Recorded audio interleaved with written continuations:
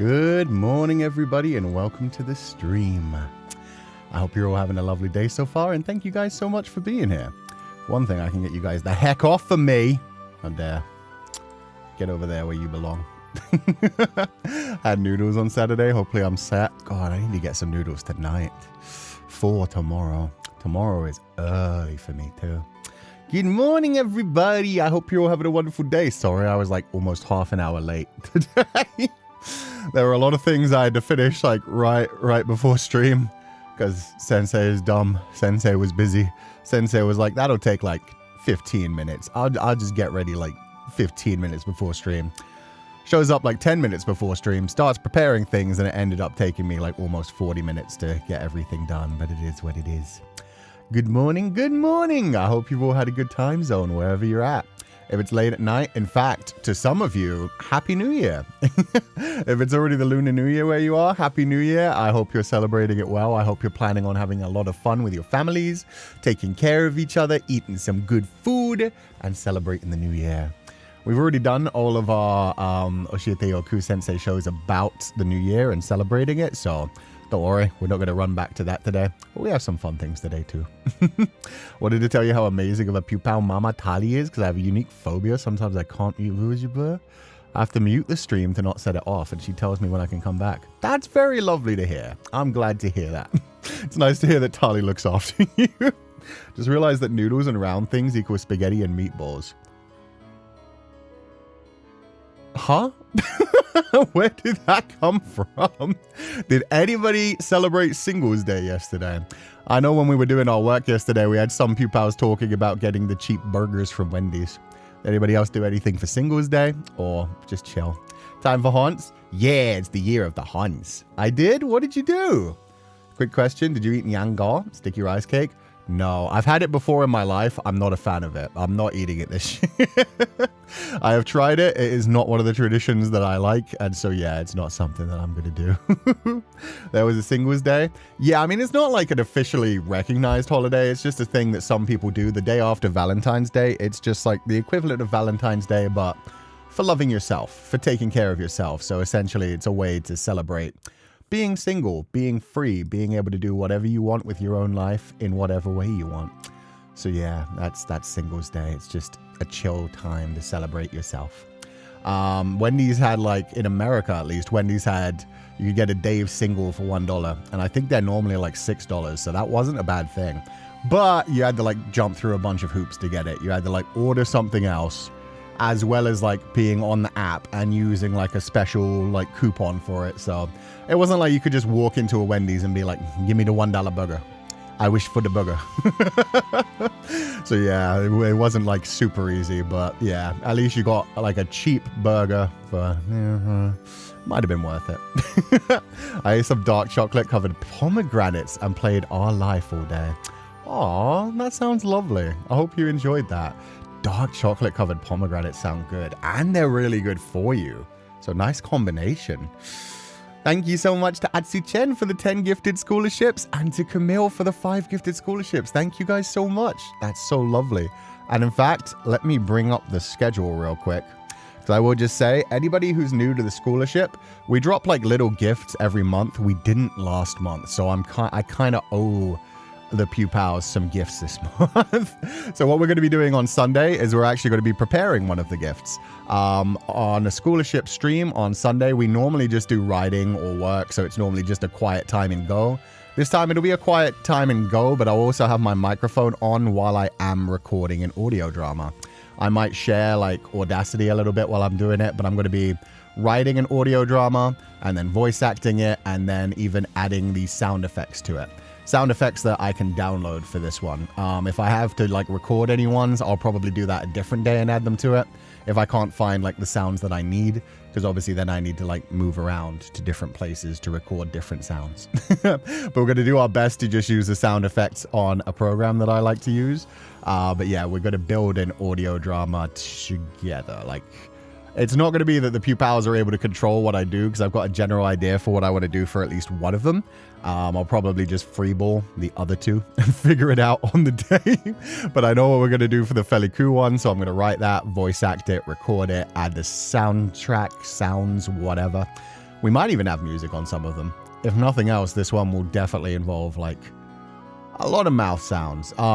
If you remember while we were doing last Saturday's Féileacán reading stream, I talked about how my one would be Cu getting bit by a snake while in a tear, Féileacán getting them out of the tear, and then on the tracks between when they go back onto the train, because there's the two of them, he's going to suck the venom out of his thigh where he got bit by the snake.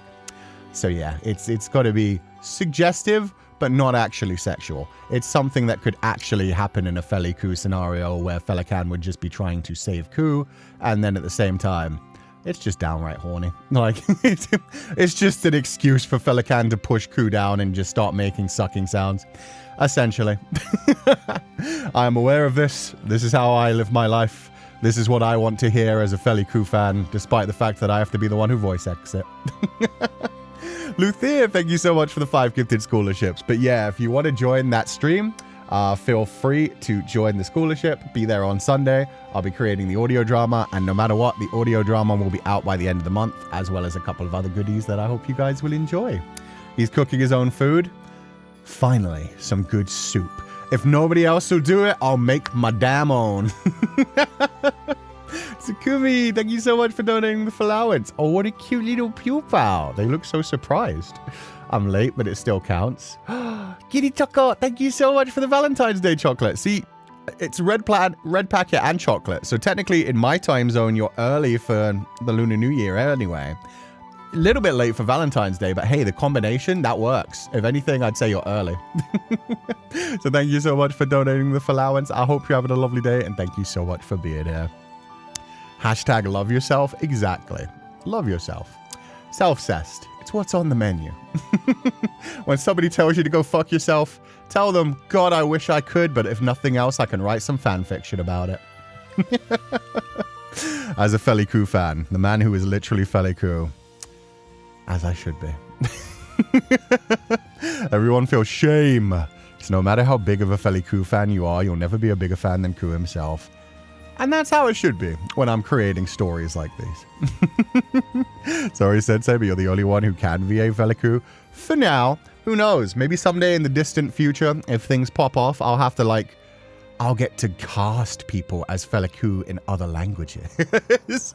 Imagine doing like a Chinese Féileacán and just like thinking like, who have been some of my favorite like Danmei voice actors? Who do I think gets the honor of playing Féileacán and Cu in the Chinese dub? Who gets to be the Japanese dub? I get to like look at all my Japanese seiyuu from back when I was a teenager and heavily into that and just be like, let me think back to my audio drama days. Féileacán dub. I mean, technically we could just dub it straight onto YouTube, but yeah. Sensei, have you been inspired by some Chinese BL for that scene? No, I think it's just like a very traditional scene. Like, I actually, if anything, I feel like that's come up in an otome that I might have watched. It sounds like something that might have happened in like a Katsuki no Yona with Hak and Yona. I don't think it actually did, but for some reason, that's what I'm imagining. I can't remember any Danmei where it happened, but it sounds like something very generic. It's just, it's just an excuse. It's just an excuse for man to be pushed down and mouth sounds. So, very common trope. I was going to say, yeah. It's a common trope to the point where it's been like debunked. It's been like pointed out a lot of... Oh, it did happen in TGCF. Shit, you are so right. Very, very early on. It happened, ooh, in the place where they eventually adopt their daughter. Yeah, it did. It did. It was just on the hand. It should have been the thigh. TGCF. Yeah, no, it happened early on. It happened on literally Diensha's like second outing. Banyue, yeah, exactly. Banyue. Yeah. The snake gets him in the hand rather than the thigh, though. But yeah. He sucks it out. It's very dramatic in the Donghua. I never actually listened to the audio drama version of that scene, but in the Donghua, like, man just drops to his knees and starts sucking. Is a TGCF scene? Yeah, but that seriously has happened in so many things throughout the years. I know there's definitely like an otome one where it happens on the thigh specifically. I remember that because I remember a man pushing a girl down, spreading the thighs open, and then just the head disappears between her legs and she's just like, what are you doing? And then it like scrolls down and he is just like sucking the venom. But yeah. It works for a very, very suggestive scene. I'm going to guess, you know, they just didn't want to go that far into CF. They were like, we can make this a bit less ridiculous. Happy Lunar New Year, Sensei. Happy Lunar New Year. I hope you're having a lovely day, Rain. I hope you're celebrating it with family. I hope you guys are all taking care of yourself. And yeah, tomorrow we are going to be doing our debut on Bilibili. So we're going to be doing a couple of things over on Bilibili. I'm going to be decorating my room with assets that the Pupals have made. We've got quite a few assets that have been sent over Blue Sky and Twitter. But my Bilibili team, because we do have a full team of Bilibili moderators and translators who translate a lot of our things into Chinese and then upload them to Bilibili. So yeah, they've been collecting ones from the Bilibili side through I forget how they collected them, but they did it in a much more like official way where you had to submit them properly. So we've got a lot of assets to decorate both the bedroom and the classroom for tomorrow. They're both got to be directed pretty heavily. I might leave the classroom and the bedroom like that for a few more days on just normal streams for a bit. Maybe through GeoGuessr and FoodGuessr and VoiceZoo, and then we'll maybe turn it back like after Sunday. Like it'd be nice to keep it up through Sunday as well. So yeah, tomorrow we're going to be debuting on Bilibili for Chinese New Year. We're going to be doing that, decorating the room. I'm going to be learning some phrases and learning how to write them. We're going to be opening up Click Studio Paint, and I've got a nice calligraphy brush that my moderators found for me very sweetly. So we are going to have me try to draw the characters. Try to draw some phrases. Apparently they've listed them in an interesting way. Like there's difficulty levels to them. So we're going to suffer a little bit. I imagine they're going to start like at the point where it's already going to be hard for me, who has terrible handwriting even in English, and go to a point where it's basically got to be like testing my drawing skills and seeing how soon it takes for my arthritis to destroy me. So that'll be fun. Challenged with drawing horses. I could just try to draw some horses too. We've also got some fun outfits for it. There's one that I won't show just yet. I showed it yesterday because I was trying it on. But I've also got this one, which is made by Saku, who did the artwork for this week's this schedule as well. Did the artwork for the schedule, does all the beautiful artwork for inside the main story Metamorphosis Lost, the scenes. Obviously, I'll actually be shirtless when I wear this on stream properly. But yeah, it's like a horse warrior. Horse warrior. We got the big old like golden horse on the side that matches my key. Golden accents, a long ponytail, horse ears with the little the little like triquetra design hanging from the ear instead of the belt, which I find so cute because that is something that Saku knows is actually relevant to the storyline. Like wherever Ku and Feli appear in different tiers, they always keep their bracelet and the belt buckle, well, the belt charm. But the belt charm could appear in many different ways. It appears in some way on the clothes that just makes sense. So like sometimes it'll be hanging from the belt. Sometimes it'll be a necklace. Sometimes it'll be wrapped around something else or built into the design, maybe armor or whatever. In this case, it's a little earring hanging from the ear. So yeah, Saku did such a good job on this one. There's one other asset that I'm going to use that has some really cool features, but since it was created by my moderator specifically for tomorrow's stream, we'll show that off tomorrow. We'll make sure that that one debuts properly. It hasn't been shown like on Twitter or on anything else just yet. For Joshi tier, where the belt turns into a cattail. Or just a plug. It could just be a series of beads. One of them just happens to be the triquetra one. Appears in different tiers. Sensei, that rhymes. Appears. Tears. True. True. You were thinking it? Why though? Okay, that's not on me. That's on you guys. Okay, goodbye, Horse Warrior Ku, for now. But that is such a cool outfit. I love it so much. You made it weird. I made it weirder. Let's not pretend that I was the first person to say anything. Cattail is cute. Cattail could be cute, but how can it be? Like, I guess it could be a charm hanging from a cattail. Okay, now I get it. If it was like a cattail coming out of the body and then the charm hanging like a little decoration off the tail. Okay, I get it. A plug, beads, beads for a bracelet, right? Right? I meant a necklace. I don't know what the rest of you guys meant. I meant like a necklace made of opals rather than pearls.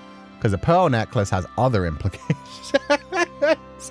Like Gatomon. Yeah, I'm pretty sure even the tails in Go have like little charms hanging off of them as well. Oh dear God, this is how we're beginning our day. Sure. Sensei, such a majestic outfit you have on. I love it. Another! Slams glass on table. I hope you didn't break it. Uma Musume tier? Hell yeah! In fact, yeah, no, that's Kuma Musume.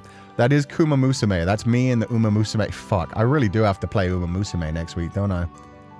Maybe the week after. We'll have one go at Uma Musume. I'm not going to spend any money because I know myself. As soon as I spend some money, the sunk cost fallacy is going to kick in. And I'm going to be like, well, I now have adopted this daughter. She needs to win. I will spend every ounce of money I have to make her perfect. So we're not going to spend any money. But we'll play it for like 3 hours. I'll wear my nice new asset. We'll meet some of the characters. We'll see how the game works. And then I'll never go back to it again because I know what I'm like with fucking gacha. Gacha is gambling. Gacha tied into a daughter-raising simulator? No. No, that is specifically designed to destroy people like me. You won't press X for doubt. We'll see. Why don't you guys believe in me? Why are you guys like immediately just thinking like, oh, Ku's got to leave all of his money. Goodbye to Ku's money. Put your wallet in a safe, Sensei? I think I will. I think I'll like leave it somewhere else. I'll leave it with a friend for the day. I'll make sure that I literally cannot get my credit card. And then as long as they can't like accept PayPal, if they accept PayPal, I'm kind of screwed. But yeah, they don't accept PayPal, right? Guys? Reservoir 0011, thank you for donating to the allowance. No message, but thank you for the big juicy peach. That is a tempting fruit. Thank you for donating to the allowance, and I hope you're having a lovely day. Thank you so much for being here. Get ready for like 20 new daughters. I don't think I can adopt that many daughters. I think a lot of the I think a lot of the Uma Musume are like older than that, right? Like a lot of them aren't actually children. They're like in their 20s. Am I wrong? I mean, I know it's called Uma Musume, but to me, like a lot of them looked more like, you know, older age. Urara Haru, my baby girl. Oh God. Depends on what you play on, computer or phone. I'll be playing on computer for my own safety because I definitely don't want that on my phone. That would just give me another excuse to be like, well, I haven't deleted it yet. We can eat your debit card so you won't use it. Please do. Please do. Just eat my debit card and then I'm safe. Then I'm free. Very few people are strong enough to be completely free to play on gacha. It's only because it's going to be a one-off stream. Because it's a one-off stream, I think I'll be fine. Okay then, welcome back to the scholarship. I hope you're having a lovely day. Yeah. I hope you're having a lovely time and thank you so much for being here. And Atsu-chan, happy Lunar New Year, Sensei. Wishing you good health and all the best. Thank you so much. Happy Lunar New Year. I hope you're having a wonderful one. Thank you for the huge Aka Super donation. Although technically I think I should be giving all of you guys red packets. I'm pretty sure there's a couple. There's a couple dozen like pupils that are older than me. But in the most case, I think that, yeah, I'd be overwhelmingly giving you guys red packets. But happy Lunar New Year to everybody who celebrates it, whether it is Lunar New Year where you are or it will be shortly. I hope you're all having a wonderful day. I hope the year of the flaming horse treats you well.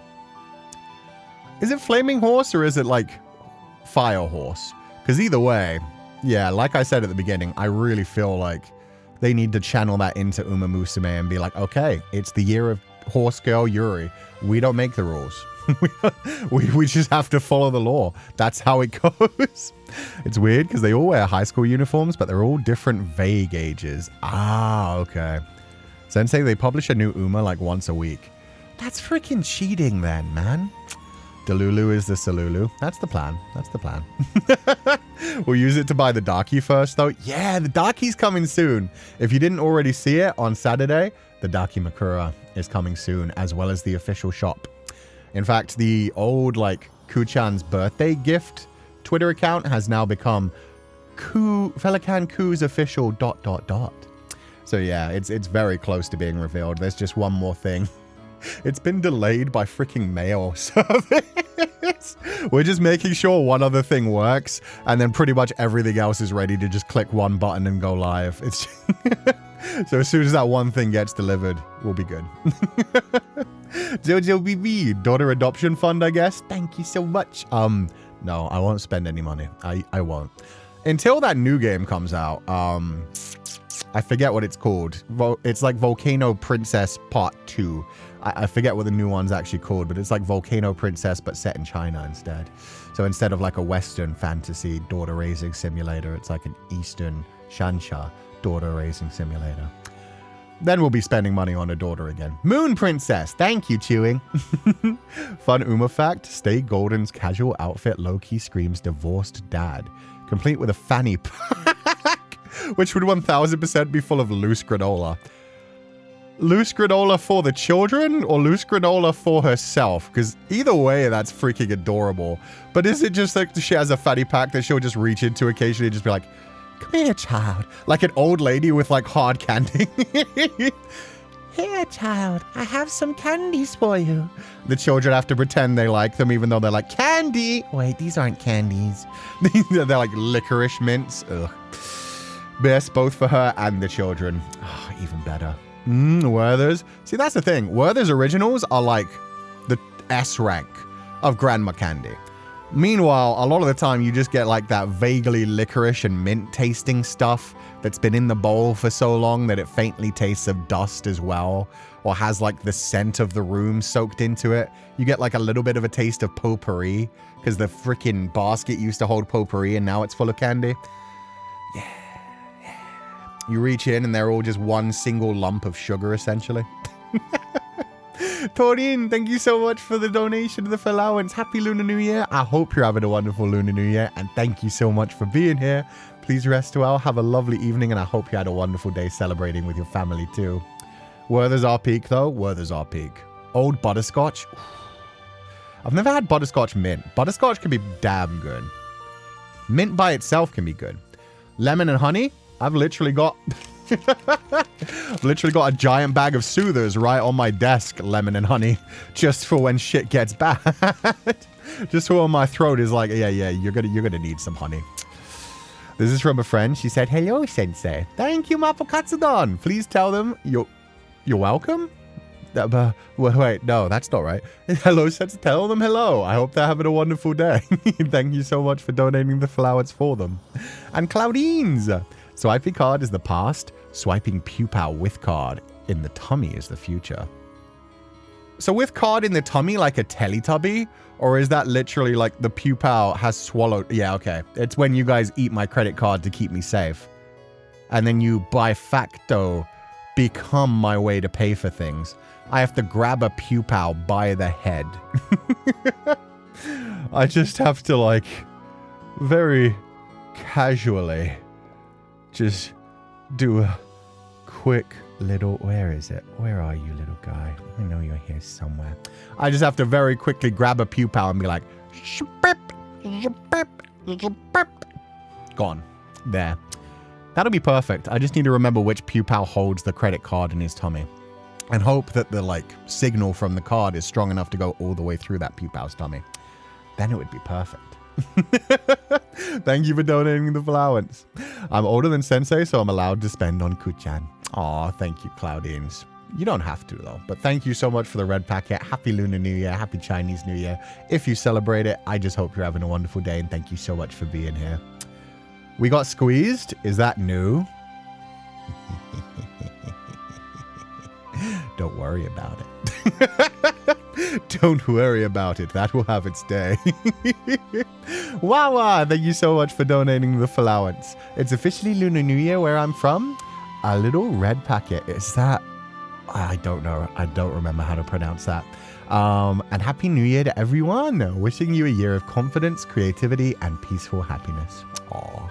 Thank you so much for donating the flowers, Wawa. Happy Lunar New Year. I hope you're having a wonderful New Year. I hope you had a wonderful day with your family. I hope you celebrate it some way that makes you very happy. And thank you so much for being here with the Pupals today as well. So thank you so much.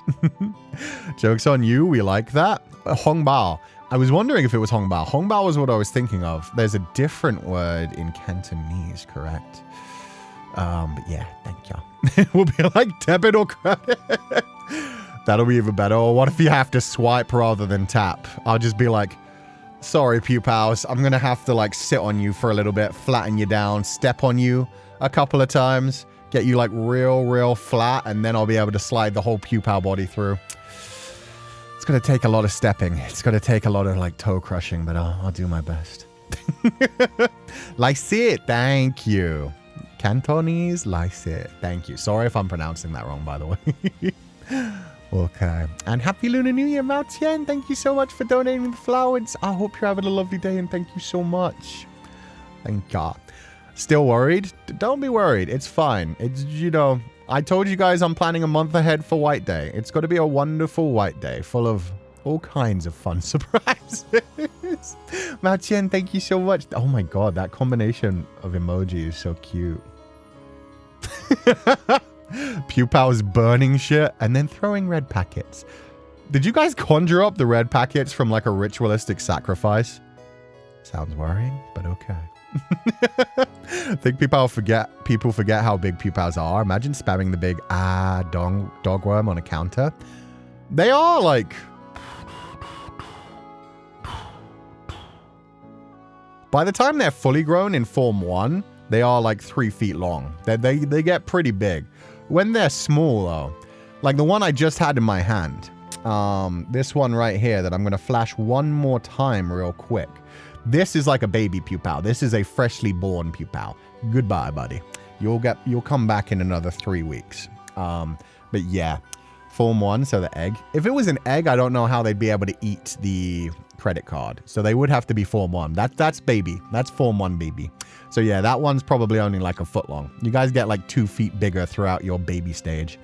And then you turn into like little cocoon babies, and then you turn into the big old butterfly dogs. Do not the baby. Hey guys, I was only shaking it a little bit. I think it's fine. We ain't scrambling no pupals today. Yet. Yet. We'll save that for when we properly get to play with the asset. Jinya, thank you so much for donating the flowers. Thank you for the huge Akasupa. Happy Lunar New Year, and I hope you're having a wonderful day. Thank you so much for being here. Oh, sacrificing our wallets. Okay, you burned the wallets. Got you. That's so cute. And Soulmate Puru, happy Lunar New Year. Yay. Welcome back to the scholarship. Happy New Year, and I hope you're having a lovely day. Sensei, no, you'll give the baby brain damage. Technically, I mean, it's just scrambling an egg. So does it really count? Does it? You know what I mean? Like, you tell me. It's just scrambling an egg. It's a baby pupal, so I don't think you really... Plus, you guys just, like, reform. So if I scramble a pupal, does it just grow back stronger, maybe? If you guys could grow back from missing limbs, if I scramble your brains, do they just develop even stronger, maybe? Who knows? Who knows? Happy Lunar New Year to Cú-Sensei, Feli, and everyone. Thank you so much, Vivianto94. Welcome back to the scholarship, and I hope you're having a lovely day. Scrambled egg counts? What do you mean? I mean, I'm sorry to tell you. You guys don't have human rights. That's a human rights thing. You guys aren't human. I don't know how it works. I don't know how it works, because we haven't been to Cashland yet. We'll find out once we get to Cashland someday. Do spirits have human rights? Do they have stronger rights? Do they have wrongs? Who knows? There's a reason you don't disturb chicken or quail eggs before they hatch, Sensei. Yeah, because then they'll stink of human and the mama won't like them anymore. The mama won't raise them anymore if they stink of human. It's the same as if a bird falls out of a nest. If a human tries to pick up the bird and then put it back in the nest, the mama bird will come along and smell that something's different about that baby, and then will kill that baby. So yeah, if you ever find a baby bird that's fallen... That's a myth? Wait, are you serious? If that's true, I am so pissed off, because I have literally had to leave a baby bird on the ground at one point. Can you pick up a baby bird if it falls from the nest?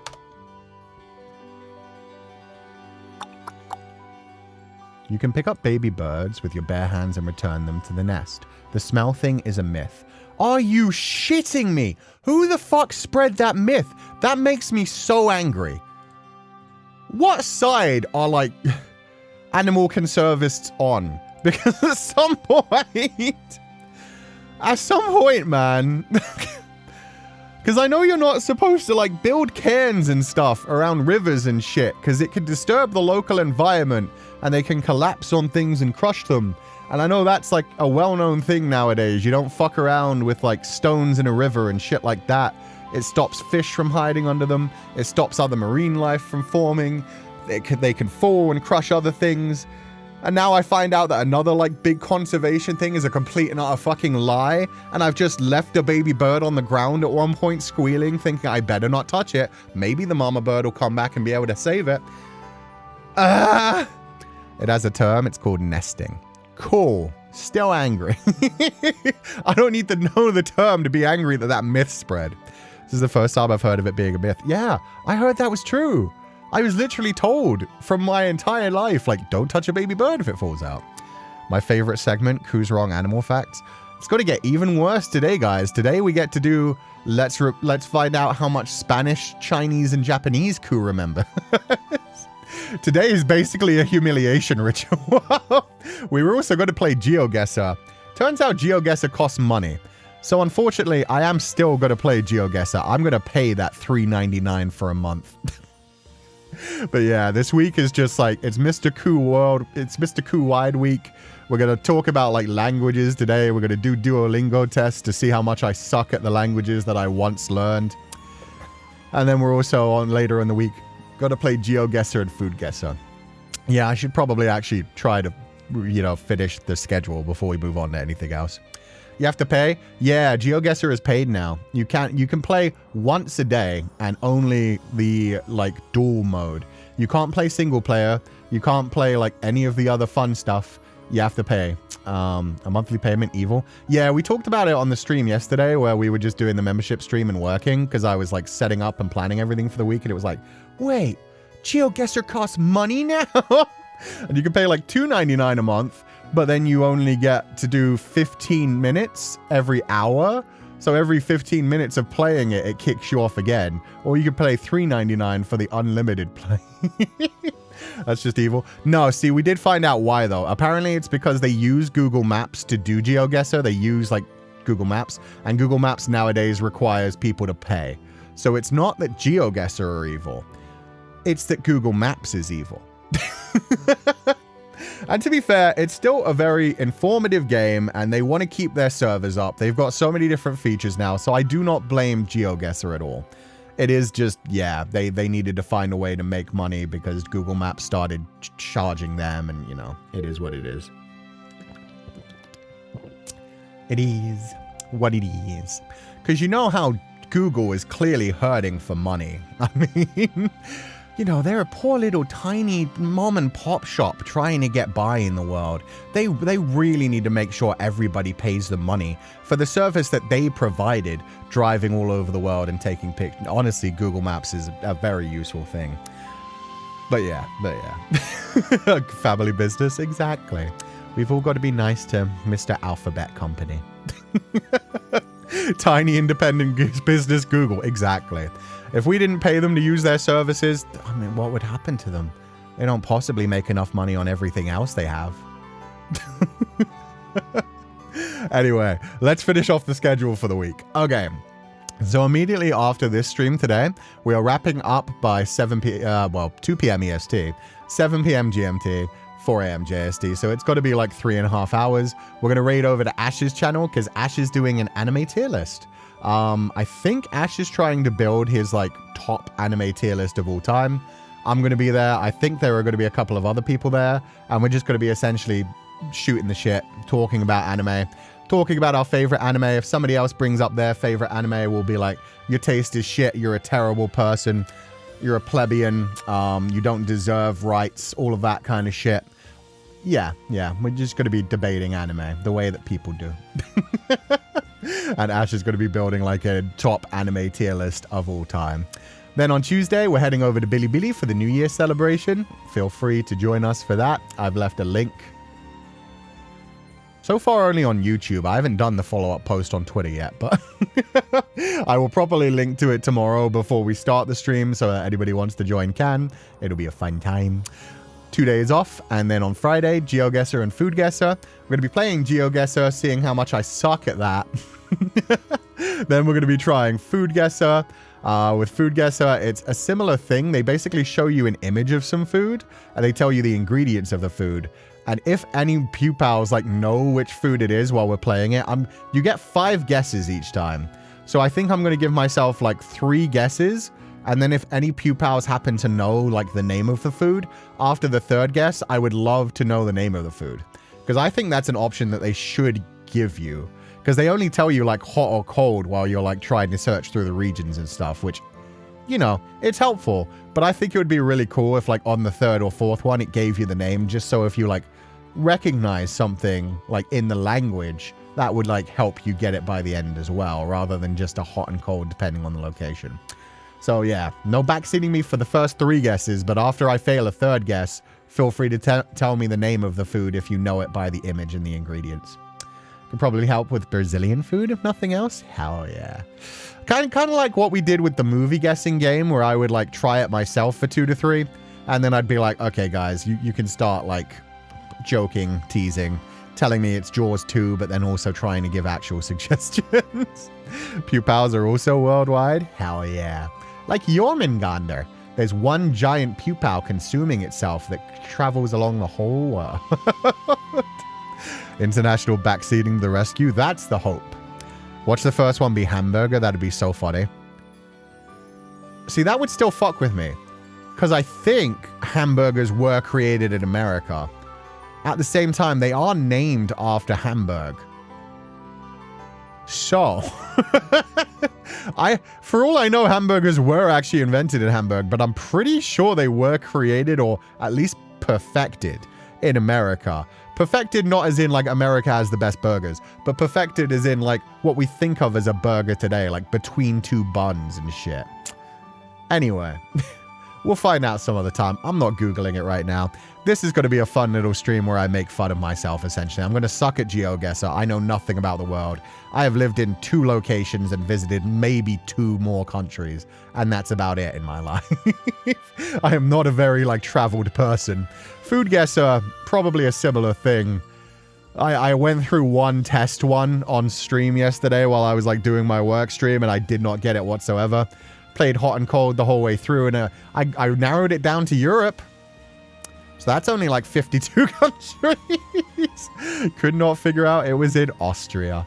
Oh, God. When in doubt, go for Jaws 2. Yeah, maybe the food comes from Jaws 2. If it's human meat, if it's just humans floating around in the ocean, that's food from Jaws 2. I know that for a fact. Finally, on Saturday, Voice Zoo. We are diving into Voice Zoo, which is a silly little game that a lot of people have been requesting I play, including my own moderators.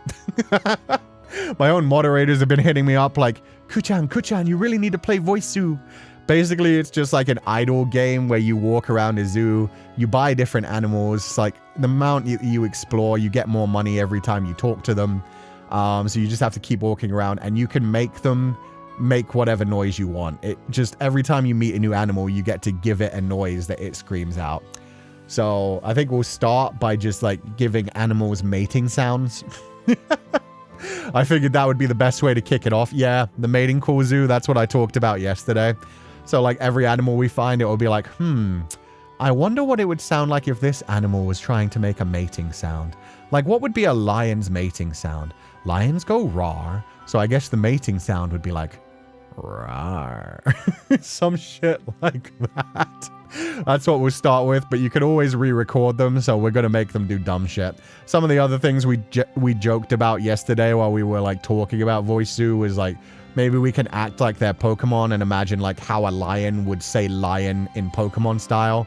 So it would still roar like a lion, but it would be saying lion, so it would be like, lion, kind of shit. And then like a frog would be like, frog, frog, frog, that kind of shit. So like Pokemon sounds, but for real animals, just saying out their own names. Raw XD. Aww. Or a meme sound. Yeah, no, we're gonna go through a few things because that's the thing. It's a very simple premise for a game. You just literally walk around hearing the noises you've already recorded for each animal. So yeah, we're just gonna do some silly things like that. Give some of them the sound of the brain frog. I mean, technically, it's got to be nothing but brain frogs. We're going to be walking around just hearing them make creepy noises all the time. It's a very Cougar game. Sounds right. We'll give them all different moans as well. I'll just walk around. I'll give each one like a different sound of moan, and then we walk around. It will be like a really fucked up orgy. It's the type of thing that I might do, like, just someday with my soundboard, where I could just like record different sounds on my soundboard and then play them. It'll be fun. It'll be fun. Still love that lion Pokemon sound a normal amount. I'm glad you liked the roar. It wasn't just you, to be fair. Dad jokes too. That was the other thing, yeah. Okay, so that was the final one. We came up with 3 ideas, like how to kick it off during yesterday's stream. It was like, okay, yeah. We could also like have each animal tell a dad joke based on their animal. So we just like Googled dad joke lion and then find a terrible like 0 out of 10 lion-based dad joke. Make the lion say that every time you walk by. Probably with like this kind of noise as well. Where's the do-do-do? There we go. So it'd be like a really terrible joke like, hey, why did the chicken cross the road? To get to the other side. Probably like that. That'll be like, yeah. So that everywhere we walk around, we'll be getting terrible dad jokes and rim shots. That is literally called a rim shot, right? Yeah, okay. I was like, that doesn't sound right. That sounds kinky in its own way. Revenge of the Willow Mist. Hell yeah. And then finally on Sunday, as I said, we're going to be recording membership audio dramas. So Féileacán one, a Cu-based one, and a Feli-based one. It'll be a nice chill time. Yeah, just a peek behind the curtain of how I create my audio dramas, audio roleplays. Don't you only have 3 or 5 seconds?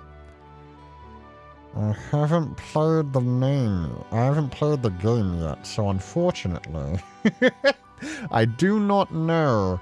If that is true, we'll have to find very short dad jokes with the animal's name, or just speed read them. It's like, why did the chicken cross the road to get to the other side? Only 3 seconds? Oh god, those are going to be some very short dad jokes. It's fine, we'll improvise. Yeah, we'll have to create the shortest dad jokes of all time. Feileacán, thank you so much for donating the allowance, and happy birthday! Hi Sensei, it's my birthday today, and since it's Chinese New Year Eve, I'm so happy to celebrate with my family, you, and the Pupals. Lots of yummy food today, fireworks, and ang pa. Thank you for being part of my special day. No problem. Thank you so much for being here today. Thank you so much for celebrating it with us. Happy early Chinese New Year. Happy birthday. And I hope you have an incredible year. That's kind of awesome to go into the new year being like, and now I'm a year older too. You are prepared for this new year. Let's go. Thank you so much for donating the flowers. I hope you have a wonderful one. And thank you so much for being here. Happy birthday. Also just scream, why? Roadside. Wait, what? Oh, why did the chicken cross the road? Because the road can't cross the chicken. Unless you bend space around it, sci-fi style. Speed dad joke is so funny with the SFX. I know. That might actually work out better than anything. And then I just run around my zoo hearing those tiny jokes. Oh, God. It's got to be an interesting game. We'll do our best. We'll do our best. Also, 1 second. I need to blow my nose.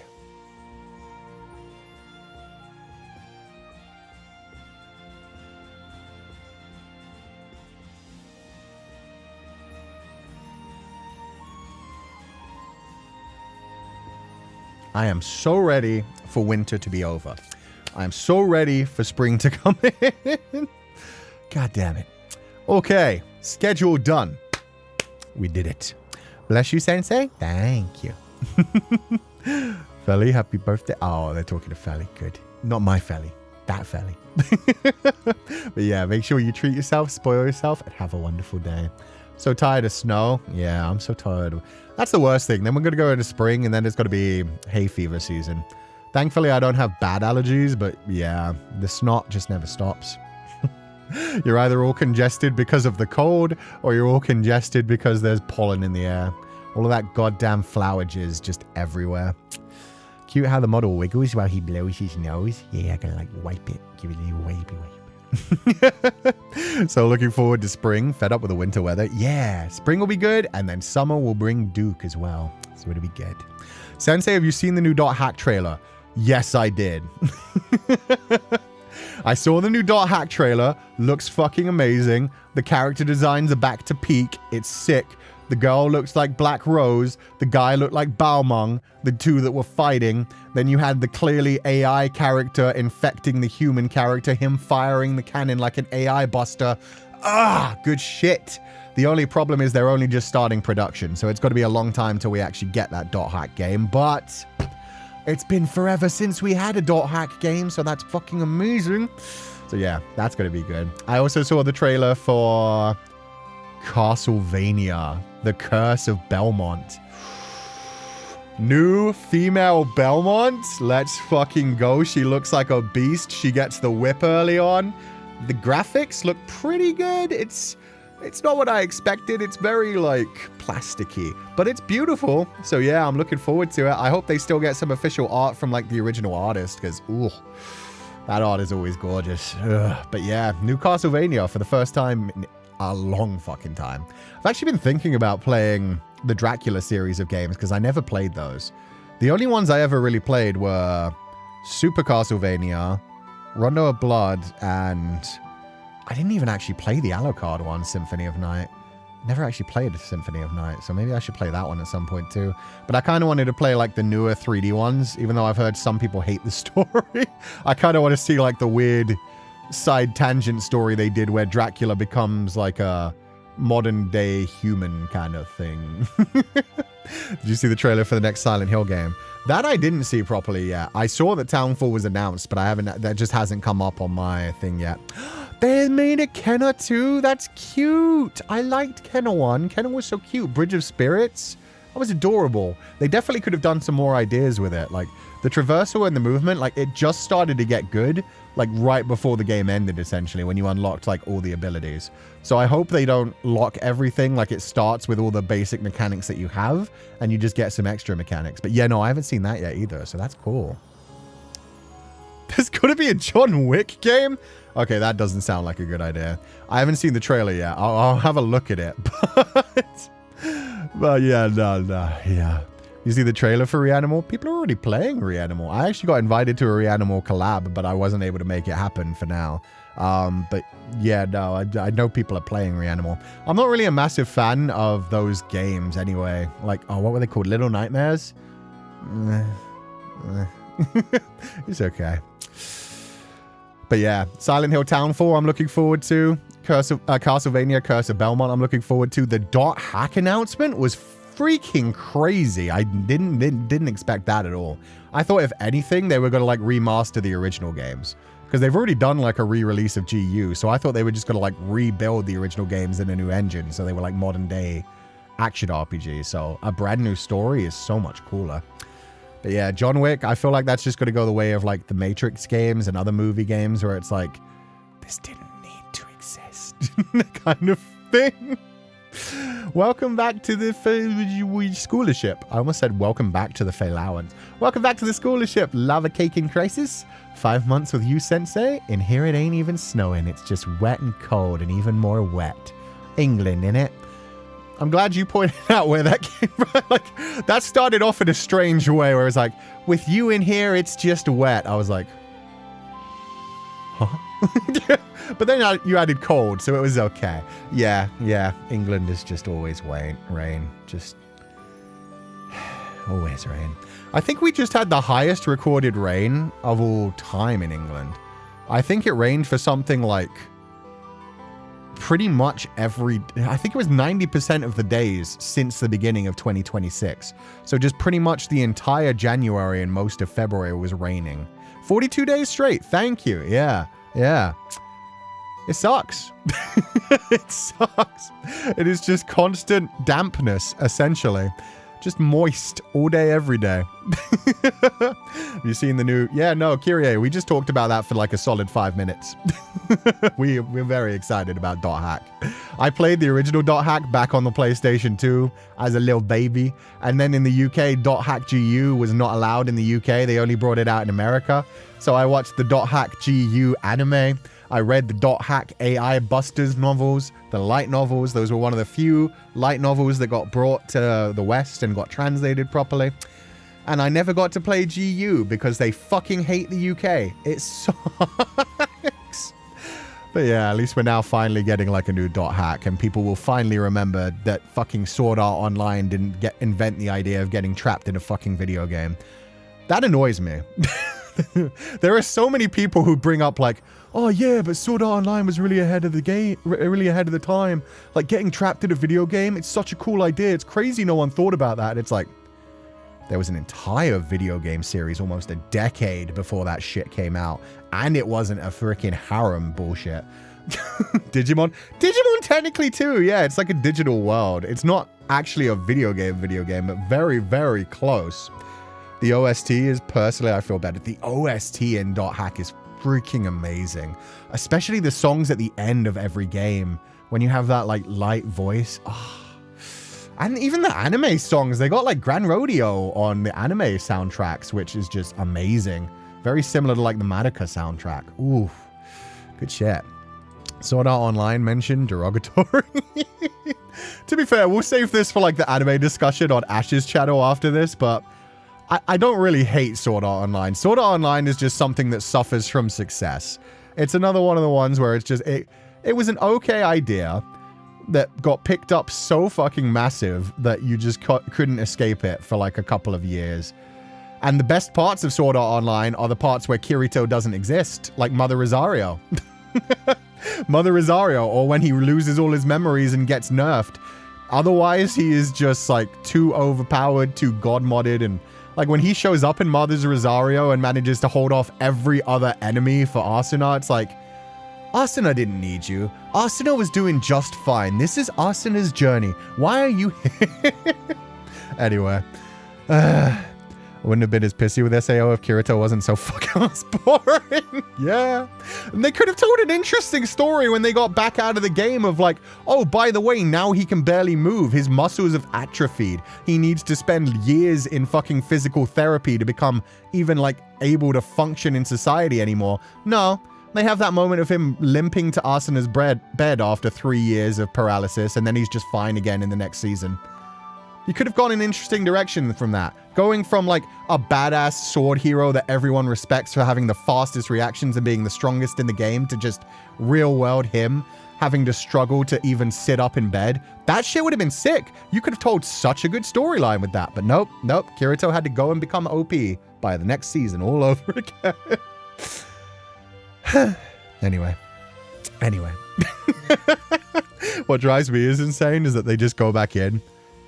Imagine coming out of a video game, being trapped inside for 3 years, and within like a week, you're like, hey, there's a new video game. Do you guys want to play? Sure. You sure? That won't like trigger my trauma response. That sounds like a fun time. To be fair, at least he had a reason to go back into the fucking fairy one. He had a reason for that one. But then they just kept going into Gungrave Online. Just tuned in. We're talking about Sword Art Online. Yeah, okay, we're stopping. I'm sorry.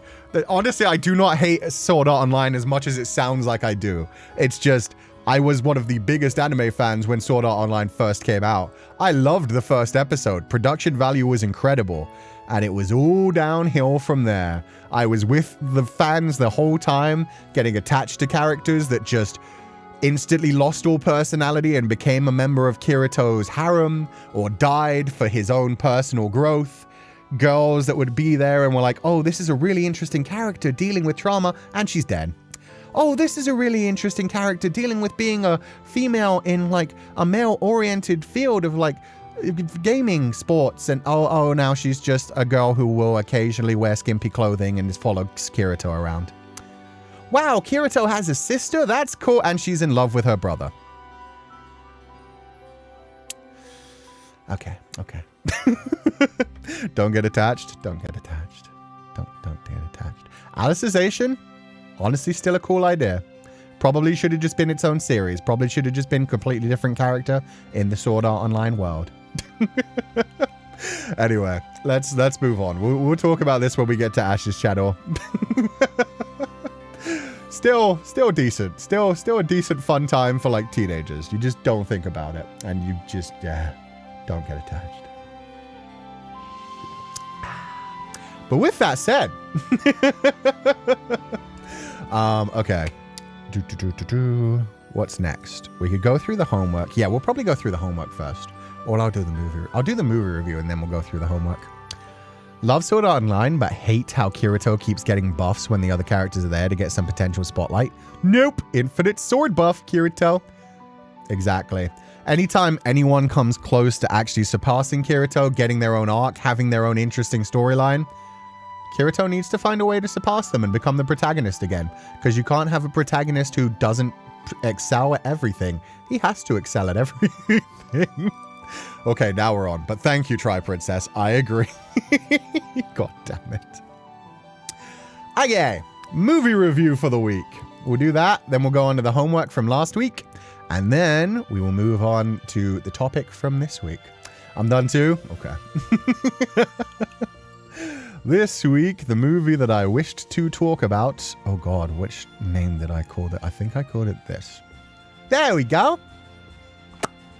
I watched a movie called Rental Family, and it was a lot of fun. I talked about this one recently, but now I've written up like a proper, short, quick review about it. This one, yeah. We had homework. We did have homework from last week, but it's cool if you didn't do it. Don't worry about it whatsoever. It was just sharing any like cool, cute romance stories that you guys had. That's all it was. So it's cool. We've got enough of those. And then we're going to go into the Duolingo stuff and torture myself. So we've got a packed day today.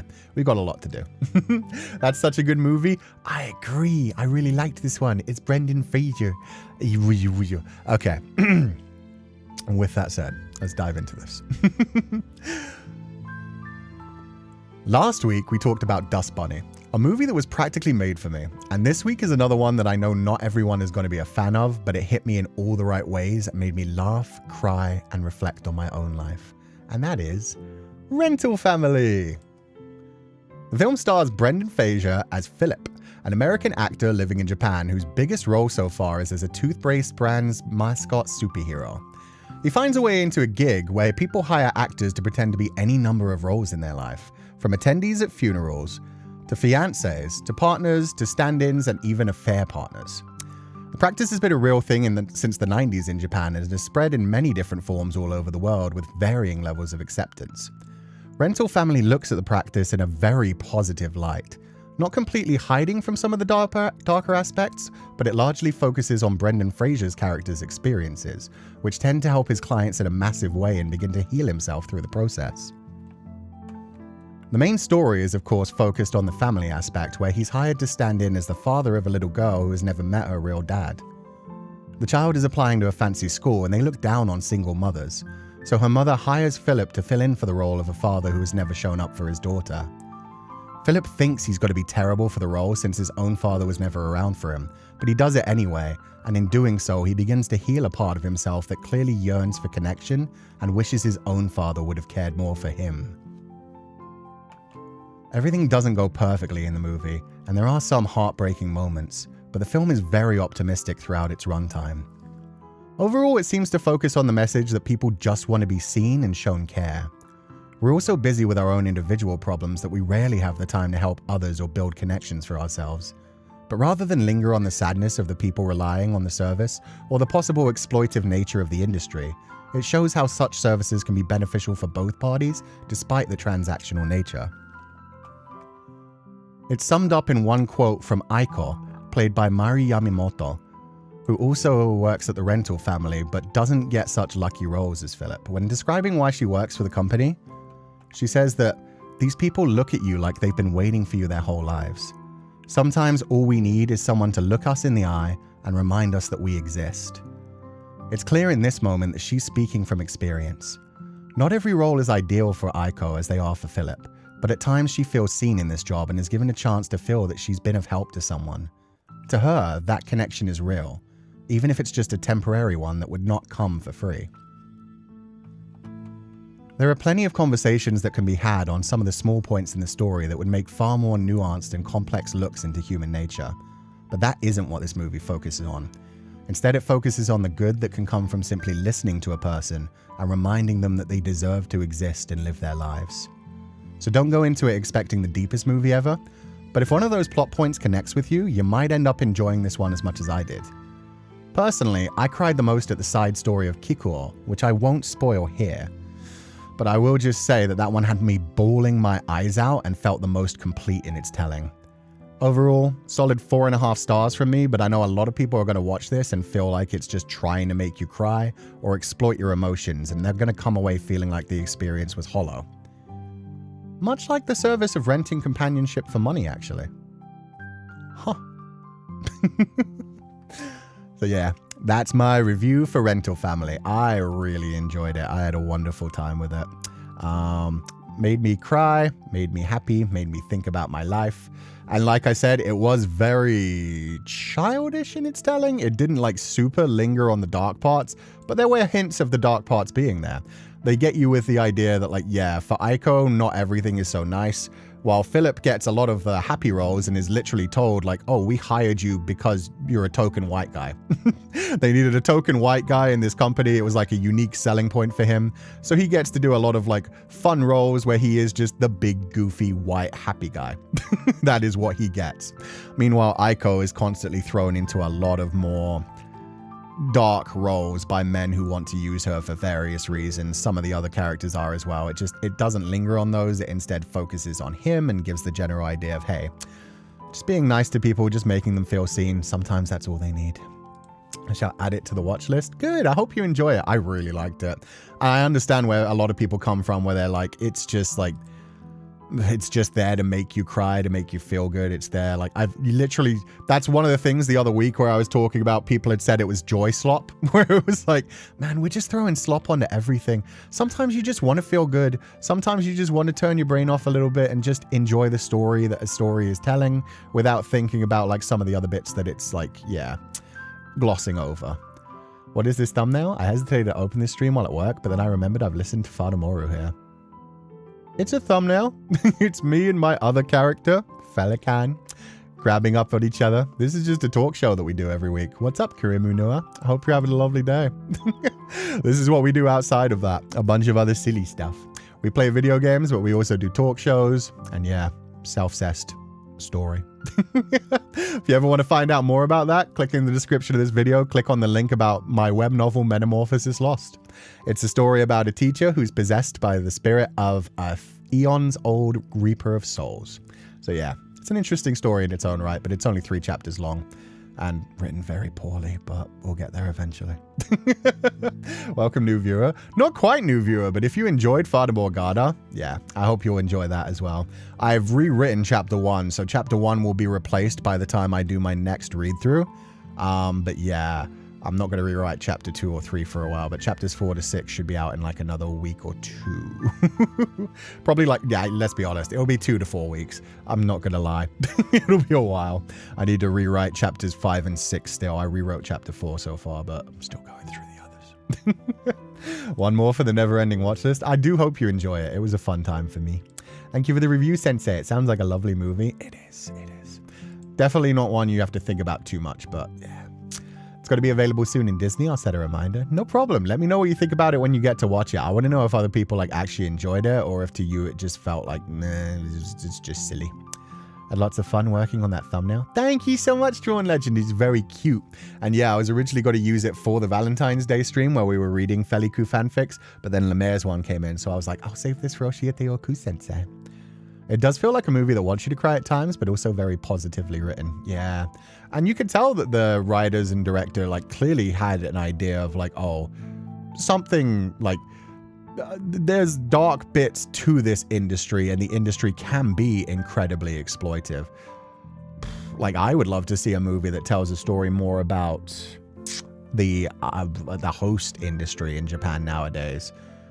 Because back in the day, the host industry used to be just a little level of exploitive, but recently hosts are going to like a whole nother level of basically cult level shit where they manage to convince the people that visit host clubs to like become hostesses on their own side and start like doing whatever they can to make their own money, taking every loan that they can and donating all their money to hosts. There are some incredibly exploitive hosts in Japan recently that are like leading people into dark places. I would love to see a movie about that. If we want to go into a dark industry and lead into the dark side of it, it would be so cool.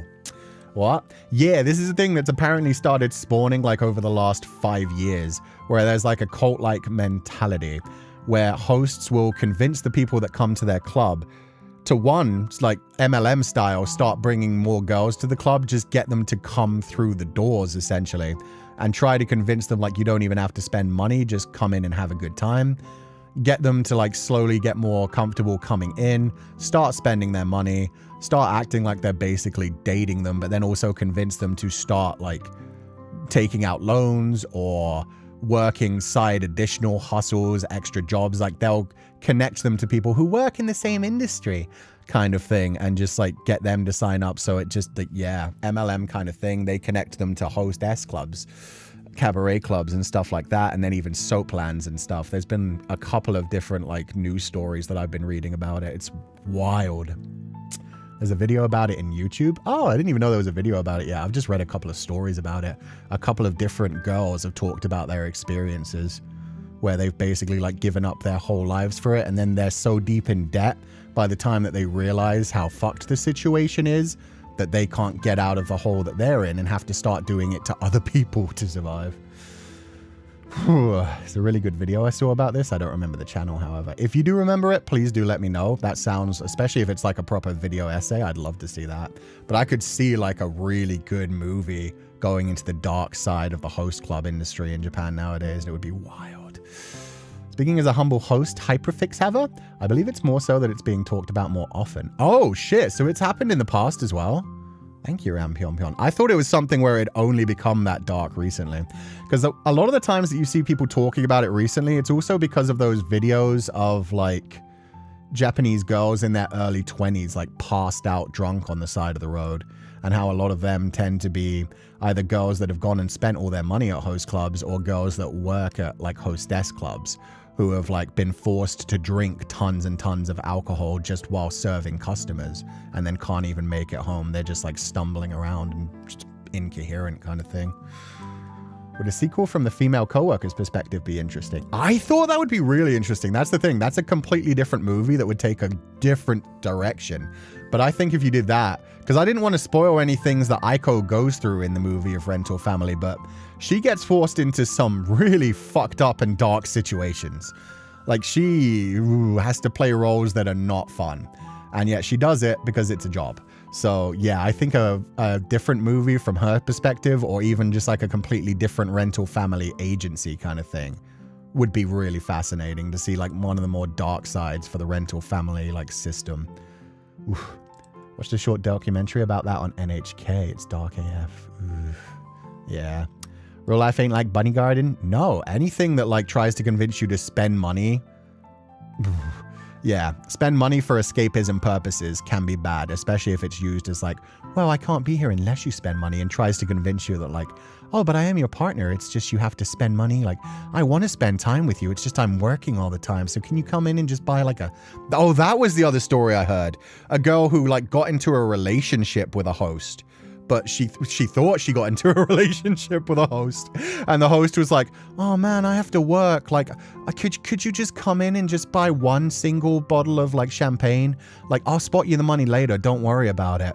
And he genuinely did pay for it for her afterwards. But then it became a regular thing for her to like come into the club, because it was just, it's something that they get told to do apparently, is to pretend to date a girl, get them to start coming into the club and like pay for the first couple of times, and then be like, then they're more comfortable going into the host club. So they'll start coming in and just like spending money. And then, yeah, that is just a downward spiral from there. Oof, found it. The Dark Reality of Japanese Host Clubs by Neil Nilgiri. Nilgiri. Thank you, Strawberry Artini. I'm actually going to add that to my book notes because that sounds fun. Neil Nilgiri. Host clubs. There we go. Thank you. Love for Sale. Nice. So yeah, I'm going to watch this later as well. Because that was just something I've come across recently that fascinated me. And it was like, oh God, terrifying. But yeah, the main reason that I saw like a couple of those things linked was like all those videos that go viral of like Japanese girls passing out drunk on the streets and stuff.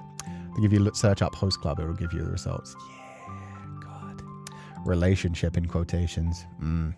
Emotional manipulation at its finest. Basically, yeah, it's not even quite cult mentality, but it is just, yeah, convincing somebody to spend all their money on you and then running away with it. Even worse, because then you're basically guiding them into work that they didn't want to do before just to pay for those habits. So not fun. Not fun. But anyway, Rental Family is a good movie. Rental Family is a really cute movie that takes the idea of like paying for a relationship temporarily. It is just like a very positive outlook on it. The one I watched is The Dark Truth About Japanese Host Clubs. Got you, Def Kuzu. Okay. With that said, we can move on. We'll do this week's homework and then we will do the Duolingo pain. I don't know why I always pronounce it Duolingo. It's Duolingo. This one? Question mark? Yeah, okay. Do you live in Japan, Sensei? No, I live in the UK. I live in London. Kusami, thank you, Sensei, for tonight's stream. Oh, God. I'm not reading that. Okay, so this one doesn't have any homework, but thank you so much, Kusami.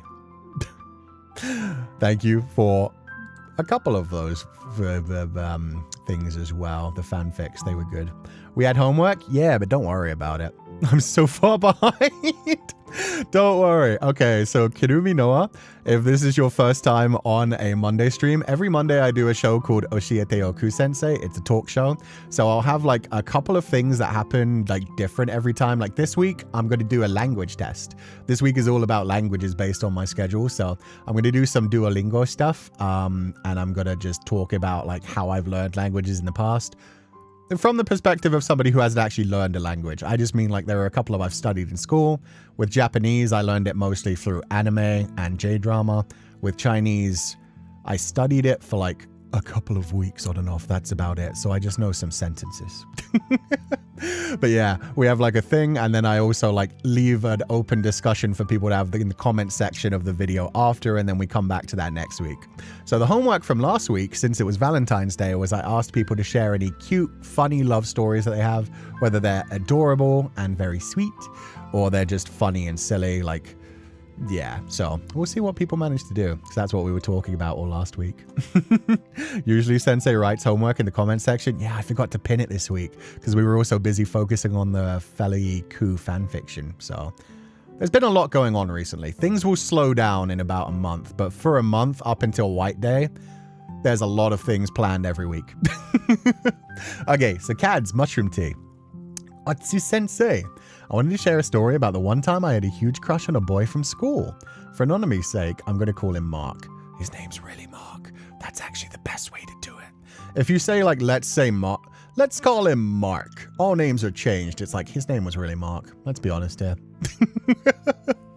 I met Mark in 7th grade and would regularly see him during the school day since we took band class together. One day in band camp? Let's go. We were in the same section together, percussion. I thought he was kind of cute at the time, but I didn't even try to ask him until several years after that point because he was dating other girls, and I hadn't fully developed a crush on him until I got into the 9th grade. It was so bad that one time my ex-stepmom asked if I did have a crush on Mark in a teasing manner, and my face went beet red. I did my best to try and spend more time with him during school, but it was somewhat difficult due to the fact that we were in different grades. My total foolproof solution to getting closer to him was to join the drumline, and I passed the audition later in the spring. This is the bit of the story where it just becomes the movie Whiplash. It's like at that point I met a teacher who I really idolized. He was so good at drums, but the first day he like really abused me psychologically and made me feel like shit. Anyway, I'm in love with the teacher now. Unfortunately, I got peer pressured by some of the other members during a bus ride back home to disclose if I had a crush on anyone, and I admitted it. He then rejected me afterwards, and it was definitely a bit awkward. Nowadays, I don't think we would have worked as a couple, but I wish him the best. Aww. See, that one ended... Honestly, I don't think that's super embarrassing. I think you handled that in a pretty damn good way. I think, like, having a crush like that, maybe getting forced to admit it in the school bus felt embarrassing at the time, but at least you ripped off the Band-Aid. Might have gone completely differently if you had the chance to properly confess to them one-on-one, but it's like that in teenage times. People do the whole, like, do you have a crush on anyone? Ooh, you gotta tell us now. Like, the peer pressure goes hard, so, you know, probably better to rip off the Band-Aid at that point and just be like, oh yeah, I guess I don't like that guy. Did you go back to not being in the drum section? Did you go back to, like, other, like, percussion instruments? Because either way, yeah, I'm sorry you had to take that step to try and get closer to him and that didn't even work out. The peer pressure, though? Yeah, I mean, that always happens with kids, though. Just being like, yo, you have a crush on somebody, and then you admit it, thinking like, oh, this person won't be super loud about it. And then they're super fucking loud about it. And then it's just like in front of everyone, like, oh, this person has a crush. And then everybody's listening and like, oh, you got to tell us who. Their percussion? Yeah, you have no idea how hard I had to fight to not make a papa joke. Percussion. Two instruments slamming against each other. It's the perfect analogy. Question. Is the Pupal in a band now and rocking the stage? I hope so. I hope they moved on from the drum chorus. They went back to their personal, like, percussion side and just, yeah, continued putting all their passion into music. But let's find out in the future. If you would let us know, Cads, I would love to know. But thank you for sharing that story. Honestly, nowhere near as embarrassing as that story I told last week. So you're good. You ripped off the Band-Aid early. You moved on. I'm glad to hear it. Strawberry Artini has 2 stories to tell. And Strawberry Artini's in chat right now. So this is perfect. 1. In the first year of high school, I had a crush on a friend I knew for 2 years. Let's call him L. L's theme starts playing. Did he sit really funny on his chair and eat a lot of sweets? Because if so, yeah, that was never going to work out. He's more into light yagami. I was huge into doing cute gestures and thought it would be a good idea to not only buy a box of chocolate for him, but also write my feelings on a paper and put that paper in a glass bottle and put it in the center of the box so he could read it first. Wait, that's so cute. That's so ahead of your time if that was like high school too. First year of high school? No, that's adorable. I hope you still have those kinds of feelings and you still like follow them. People with passion like that make the best partners. I was 14, okay? No, you're so good. That's so sweet. Are you kidding me? That's adorable. Okay. I really wanted a romantic anime type thing to happen for some reason. Fair. No, everybody wants to like live in like an anime, be their own protagonist. I thought I was ready to confront those feelings, but watching Elle from a distance open the note and read it had me panicked like crazy. Unfortunately for me at the time, Elle didn't feel the same way. So out of guilt, I would always avoid him until he graduated a couple years later. Side note, we did sit and talk about it at one point. He was just surprised and I'd kind of accepted that it wouldn't happen. Though a teacher saw us sitting together and thought it was romantic, but I shut it down entirely. Okay, number 1. That teacher really shouldn't get the fuck involved. That's such a weird moment for it. Like, did you have the conversation with the teacher being like, oh, so are you and that kid dating? I can't even imagine having that kind of conversation with a student. I would just be like, oh, that's cute, and then walk away and never fucking mention it. I don't get the teachers that can actually have conversations like that with their kids. Unless they bring it up first. She gave us the look and I was shaking my head rapidly. Bruh, butt out. Like, what the... She's just looking over at you like... It's happening. My 2 favorite students. That's so not subtle. I know, right? It's like, woman, you are a grown-ass teacher. Don't make this more awkward than it needs to be. No, but that is genuinely a cute story. It's a shame you felt like you had to avoid him. I hope it wasn't that awkward. I hope it was just a thing. Like, it sounds like you had a good conversation. He was surprised that I'd kind of accepted it wouldn't happen. That's fair. That's fair. It's just a shame that it did, like, lead to you having to feel... You feeling like you had to avoid them just out of the awkwardness, but I get that. Sometimes you have to like have that distance to actually be able to let go and move on, but yeah. Please don't ship the students. I know, right? But teachers are some of the biggest shippers. even if they are, having a conversation with it. He's so damn obvious. Yeah, especially in like primary schools. In primary schools where a lot of the time the kids just don't understand those feelings yet, and it's like, that's the thing. You never talk about it with the freaking students though. Because I've heard so many stories about like primary school teachers laughing at a child and being like, oh, it's so obvious you have a crush on that other child. And it's like, good. Wait to destroy that child's confidence. Wait to make it like an embarrassing like humiliation in front of the class. Caddy. Oh yeah, I forgot the caddy one from the other day. Where the teacher like almost acted like they were jealous of the students' relationships. That was creepy. But yeah, at least when it comes to primary school, it can be one of those things where it's like, oh, these two kids, like one of them obviously has feelings for the other ones. You never fucking say anything about it. You're just like, they're still figuring themselves out, silly kiddos. My high school principal shipped someone in our school and called them the school's main love team. That's so weird, dude. That's so weird. The same way that like students need to figure out the boundaries between teachers and students, teachers need to figure out the boundaries. You can be friendly, cordial to a certain degree with children. At the same time, that is way the fuck over the line, my dude. Jesus Christ. For me, it's well known that the teacher's room, but we turn away when we see them. Exactly. You're like, yeah, you can talk about it with the other adults, but you never call it out to the actual kids. Like, Jesus Christ. All of the adults can be at the same time being like, oh yeah, those two are going to get together at some point. But at the same time, you don't. It just becomes so embarrassing and awkward if you ever mention it at all. Unless the child literally comes up to you and like asks you some questions, then you act like a proper responsible adult and talk to them properly and tell them, by the way, we might have like a school counselor, or you should talk to your parents as well. Like they can definitely give you better advice than us, and you should actually have decent conversations with your parents if, you know, they're good enough to actually have conversations with. Shout out to the 6-year-old who threw a crying, screaming tantrum to invite me to his birthday party. I hope you're doing well, King. Yeah, man. The 6-year-old boy who doesn't understand his feelings, who's just like, why won't you come to my party? It's not like I like you or anything. Just come to the party, you stupid poopy head. It's like, yeah, nah. Every teacher watching that is like, oh, he's so in love and he doesn't understand it yet. He's, Finding out your crush is obvious and the most embarrassing shit. And it is very obvious when you are a teacher sitting at the front of the class if one kid is staring daggers into the back of another kid's head. There's only 2 reasons for that.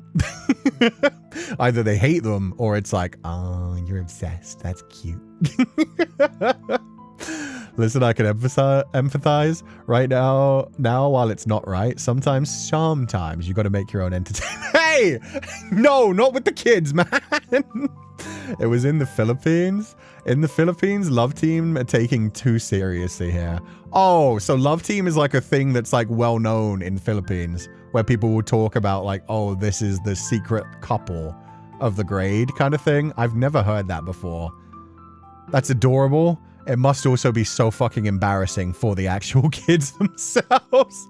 A cultural thing, even in showbiz. Oh, so like when 2 actors are like side by side quite a bit, everybody starts shipping them kind of thing. See, that's the thing. It's so invasive. So invasive. Kind of feel fortunate my teachers don't ship their students, or at least make sure their students are unaware of it. I think throughout my career of teaching, there's only been like 3 or 4 times it's happened. And to be fair, I took a long break between like teaching jobs.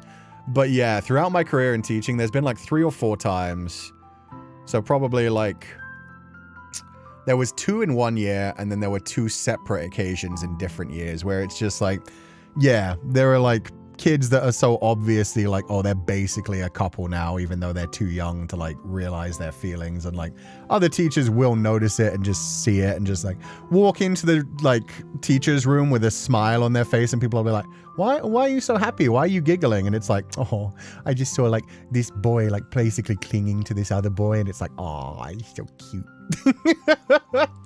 As someone who was being paired up as a love team, it's terrible. I hated it. When I was a teacher, I shipped my students. See, that's the thing. I wouldn't really call that shipping because it's real people. It's just more like noticing the cuteness of it. If a teacher ever goes out of their way to be like, okay, kids, let's get together in pairs, and then like specifically chooses the pairs, that's weird. That's overstepping. That is strange. Meanwhile, if you're just like a teacher who happens to notice like two kids being very cute with each other and other teachers are just like talking about it and noticing it, and then everybody is just kind of like, as soon as it's mentioned, like there was one time one thing was like mentioned to me by somebody else, and then I just noticed it on the playground and it was like, oh, that is cute.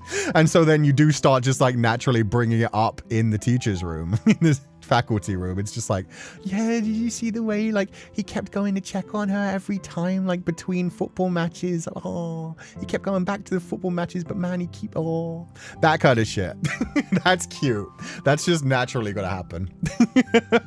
They always chose each other though. See, that's fine. That's absolutely fine. As long as you're not playing matchmaker. If you're playing matchmaker, that's when you're getting to the level of like shipping. You're like the freaking unicorn guy from Tangled, just like, now Keith. It's like, nah, step the fuck away from that. But yeah, no, just noticing that kind of cute stuff, talking about it with other teachers, that's fine. That's part of the job. My teachers would separate them by assigning their seats far away? No, that's so mean. Unless it was literally distracting them from their lessons. Sometimes you have to separate two friends. So yeah, I guess even more so if it's like, oh, they clearly love each other kind of thing. Are you a teacher? Yeah, primary school. Currently working on year 6 primary in the UK. So 9 to 10-year-olds. Oh, man. That just makes them pine more. Yeah, then you have to watch them just staring at each other. In some cases, that actually makes students worse in class as well. If you separate them from the kids they get along with, like, that's one of the most tough ones. Where you have two students where together they're really loud and obnoxious and hard to deal with, but it actually somehow makes their grades better when they are having fun and, like, joking around and stuff like that. Because a lot of kids, if they're being like rowdy, you separate them and then they get better at focusing. But some kids, they actually just vibe better while having a laugh, joking, doing silly things. That's actually better for their schoolwork because they need that entertainment between things. And without it, they get bored and restless and they just can't actually focus. So yeah, there's a balance to it. Those poor kids though. Number 2. During my second year of high school. Oh, this was fast. You moved on from the first one quick. There was this guy I liked who was a little awkward. We'll call him M. I blurted out. Okay, so it's literally L and Matt from Death Note. I respect this. I blurted out to M that I liked him, and we went on a lunch date that same weekend. However, during the day, M kept saying things like, oh, I've never had a girlfriend for 16 years. He was 16 and I was 15. As a way for me to pity him or guilt me into a relationship with him. But I didn't even entertain on those hints. Not because I was smart and knew what he was doing, but I was completely oblivious in the moment and did not pick up on them at all. He then also told me that he was into feet. First date, by the way. Okay. This reminds me, you guys know how obsessed I am with like Smosh Reads Reddit stories, right? This reminds me of this one that came up in this week's thing where it was a guy who got together with a girl and like within the first year of their relationship started trying to make her lactate. Started like literally playing baby crying noises and like teasing her and suckling and shit. And his excuse for it was, oh, well, milk is so expensive. I'm tired of having to pay for it. And I mean, you'll make it for free if we do it this way. Clearly a fetish thing. So clearly a fetish thing. And so, like, derogatory, possessive, reducing her to basically, like, just a milk generator. Ew. But also just, yeah, just bringing it back to this. The 16-year-old boy who's like, I've never had a relationship. Not always a red flag. should not be something that you're saying while trying to get somebody to go out with you. That's strange, but could be a reason for why you're like a bit standoffish or not so good with social cues and stuff like that. Not so good at explaining yourself. All of that. Some of those things can be important. But yeah, then just immediately first date. By the way, I'm really into feet. On the first date?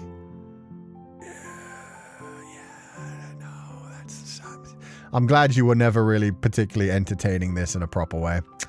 After the date ended, I stewed on it for the rest of the weekend and the following Monday. While he was stewing on those feet. I turned him down and said I wasn't ready to date. The real reason was because I finally realized why he kept dropping those hints. M didn't really like me. He just saw me as a chance not to be single anymore because he had no chance with the girl he actually liked. Oh, that's even fucking sadder.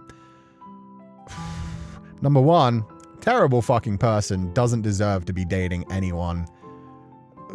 And I'm sorry that, yeah, you felt that way. You felt so used as well. I'm glad you managed to pick up on that while you were so young as well. I didn't get that from all the hints. It makes sense. He does sound like the typical, like, even though he's not doing it, like, it's not what the story actually is. It sounds like the typical, like, oh, I'm a nice guy, and nice guys always finish last. Kind of thing where it's like, oh, I'm so nice to people, but people aren't nice to me back. And it's like, no, you're not a nice person. You pretend to be nice, but you actually want to use people and reduce them down to things. So yeah, this person who sounded like they were just trying to use you. Ugh. Disgusting. After those experiences and also exploring more into the Arrow Ace umbrella. Sorry, 1 second. I just needed to cough. I didn't gag. I wasn't throwing up because of that last guy. Don't worry about it. After those experiences and also exploring more into the Arrow Ace umbrella for the past handful of years, all my crushes were just randomly chosen as a way to fit in. And I guess I liked the idea of dating, but not actually dating. I don't know. Yeah, beards. That's completely fair. Now I prefer to make OCs for otome games and read BL because why experience romance yourself when you can enjoy watching it unfold from the sidelines? Except Caleb from Labs. He's the only exception. Completely fair as well. That is one of the things that, yeah, Arrow Ace people, always, yeah, you're allowed to like fictional characters. It doesn't change anything. Like, you can be like, okay, but there is like one exception if they were real kind of thing. Or just like, yeah, there may be a real person who does sweep you off the feet someday, but still, good shit. Disgusting, really dodged a bullet there. Yeah, that's the type of person who... I feel like when it comes to some people like that, they know that they have like a bit of a strange fetish. And rather than just find a partner that they love and cherish and want to build a relationship with, that they may be able to actually engage with that fetish in, like you find somebody who you like and you get up to a proper relationship level and then you explain to them like, oh, by the way, like this is something I'm into. I know it's like not completely normal, but you know, it's something that I enjoy. Yeah, by that point, it should be a natural point in the relationship where you can bring that up and have that conversation. First date? What the fuck? They were not trying to have a relationship with you. They were not trying to get to know you. They were not trying to romance you and woo you and have a courtship. They were trying to immediately go like, oh, hey, I like feet. Just so you know. Like, second date would have probably been something to the level of like, and now I need to get those sweet toes out in the open. I don't know, let's play bowling. Just for a second, you have to like take off your shoes and switch to the bowling shoes. Let's go swimming. Let's do anything that like involves your feet, or just go Netflix and chill. As so many other like quote unquote nice guys do, where it's like, let's just find an excuse to get to that. Cause yeah. Feileacans scare me. They shouldn't. They honestly shouldn't. There are people that have foot fetishes that are just, you know, it's a fetish like any other. You can have any level of fetish and be a perfectly rounded individual who just has, yeah, a proclivity, who just likes something. That's fine. Meanwhile, yeah, there are some people who don't actually want a relationship. They don't see another person as an actual person. It's just a way to get to whatever body part. Yeah. He was 16, good age to be immature. Yeah, good age to figure yourself out, just not good age to be doing that. Perhaps he's looking back on it in the present day and cringing at himself. Probably. I'd like to think so. Yeah, I would like to think that by this point he's moved on. He's figured out himself. Because that also does show a lack of confidence. It shows a lack of confidence, a lack of like actually trusting yourself to be loved by your partner, to be able to actually have that conversation, to be able to get to that point. Doing the whole like, oh, I've never had a relationship in 16 years. For one thing, a lot of people get to the point of being like 25 and finally getting into their first relationship because they have overprotective parents, or they do have like a lack of confidence. It's just something that's not on the tables for them. So yeah, it's like not that strange to have not had a relationship until the age of 16. That's fine. But yeah, hopefully nowadays he's looking back on it and it's like, wow, God, I was the cringiest, and I'm glad I finally found my confidence and I'm able to actually talk to people as individuals nowadays and move on. Yeah. Sensei, maybe you should teach what to talk about at first dates. No. No, because I'm not good at relationships for one thing. For another thing, like, it's different for every individual. You should just find somebody you like and vibe with and hang out with them. That's the perfect first date. A first date can be going to a museum. A first date can be watching a movie, going to the beach. A first date can be playing a video game. Online, you don't even have to be in the same fucking room. Like, a first date is whatever you want it to be, however you're most comfortable and most want to spend your time with the person you are actually trying to be with. So, yeah.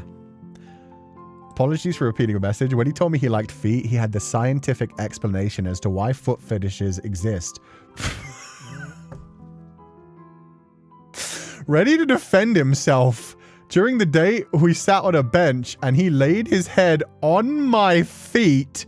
And the next few months after turning him down, he always tried to be in the same part of the school as me. Did not help that we had mutual friends.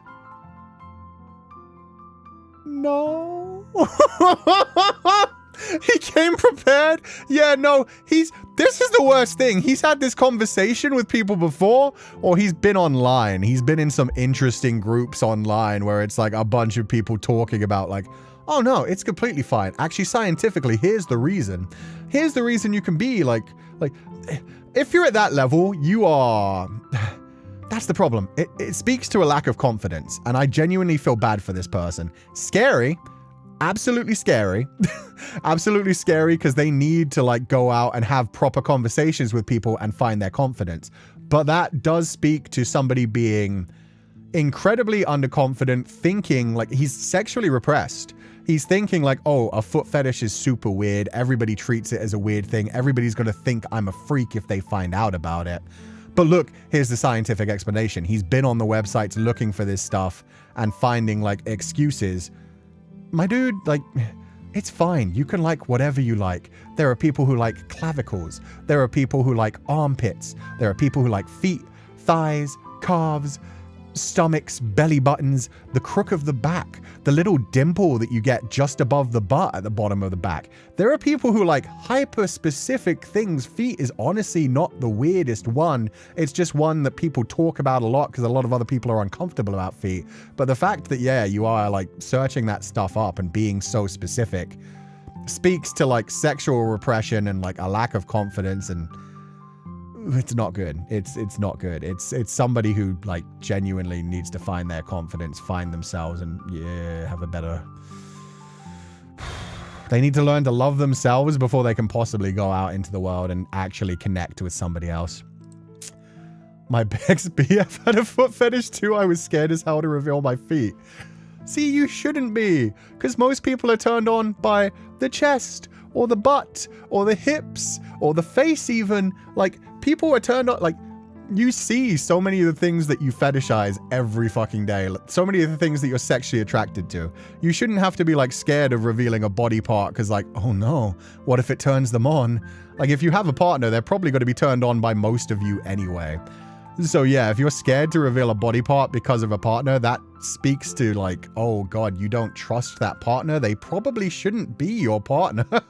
Like if you think, oh, if I reveal this body part, they're going to get like badly horny, so I better not tempt them. It's like, maybe they should learn to deal with their own like desires.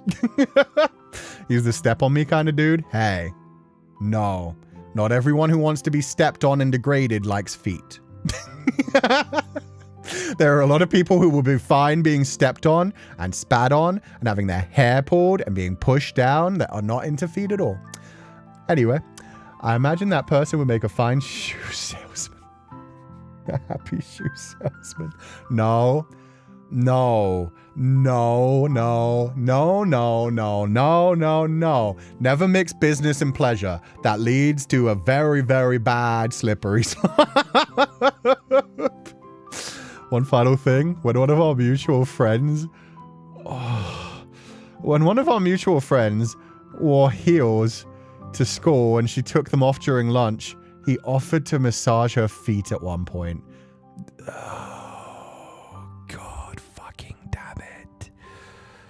Yeah, no, that's worrying. That's when you get to a worrying point where it's like you're just finding excuses to touch people's feet. At the same time, maybe he's really good at foot massages. Maybe he gets something out of it and she gets something out of it, and then she doesn't know it was a strange thing that he's probably thinking about for the rest of the week. It's not that weird of a fetish, but like I wouldn't want someone into like my feet personally. Like if they're into models' feet, that's cool. That's an interesting one. See, your partner should probably like all of your body anyway. Like even if they're not into feet, it should be like a thing of like, this is my partner's feet. They should still be able to massage them, kiss them, all of that kind of stuff. Unless you're uncomfortable with your feet being touched kind of thing.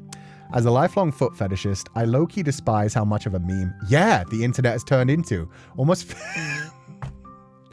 feels like cultural appropriation at this point. Okay, let's not go that far. Let's not go that far, but at the same time, yes, I completely understand what you mean. As somebody who is bisexual and also versatile, there is so much of like that culture that has been taken into like a complete joke, where it is like, who's the top, who's the bottom, talking about two completely straight men, and instead turning it into like who's more feminine and who's more masculine, who takes and who receives, as if like taking is a degrading thing, which it isn't. So yeah, no, 100%, like especially when it comes to foot fetishists, it has become like a thing of like, ew, it's disgusting, it's creepy, they're into feet, and it's like, it's really not that unusual of a fetish either. As long as you are like practicing with consenting adults who like have the conversation, yeah, it's not that weird. But yeah, so much of like internet culture has just ruined things that really just, deserve their own conversation space. Honestly, it's kind of tame. It is. And a lot of the less tame things have been taken into a much more messed up place as well. Memed to hell and back. And turned into like all kinds of crazy stuff. But we won't go there. Don't even joke about that. I had a very weird shoe salesman keep trying to touch my feet. Yeah, exactly. Don't do that. Don't do that. Don't do that. God forbid there's a podiatrist with a foot fetish. You definitely don't want that shit. Doctors do enough weird stuff when you get put asleep and they think you can't hear them. The lactation guy is way crazier. Oh, 100%. A dude who's literally playing baby noises while suckling on his girlfriend, trying to make her produce milk. That's scary. That is scary. That is scary because he did like basically reduce her down to milk producer rather than partner. That's so much worse. Notice that the weird guys especially show up when I'm feeling down. My therapist said that's a real thing too. Yeah, because they will try to prey on you. People, and this is the thing, that's where it's the difference between somebody who has a fetish and just wants to connect with somebody and will eventually bring up their fetish with somebody or their fantasies with somebody, which is completely fine, versus I need somebody who's at a low point in their life who can be convinced to do things they wouldn't possibly like. If you genuinely like have a thing that you're into and want to share that with a partner, it should be like fine to share that with a partner and you should be confident about that. Meanwhile, yeah, there are a lot of those people who are like, oh God, I'm such a freak. I'm into such weird stuff. The only people who would possibly be interested in it are people who are fucked up and broken. They don't respect those people. They're just using them as objects for their fetishes or fantasies. And so, yeah, they will try to find people who they think they can convince and manipulate into things they wouldn't actually enjoy. Meanwhile, you find the right partner, they might have the exact fetish back. For every S, there is an M. For every foot fetishist, there is somebody who likes their feet being worshipped. That is just a fact. It's because you'll be more vulnerable and easier to manipulate and take advantage of. Yes. And especially some of the scariest people try to manipulate you and take you away from your support group and try to like gaslight you and convince you that like you need them or that this is what you deserve if it's something that's like offensive or aggressive, shit like that.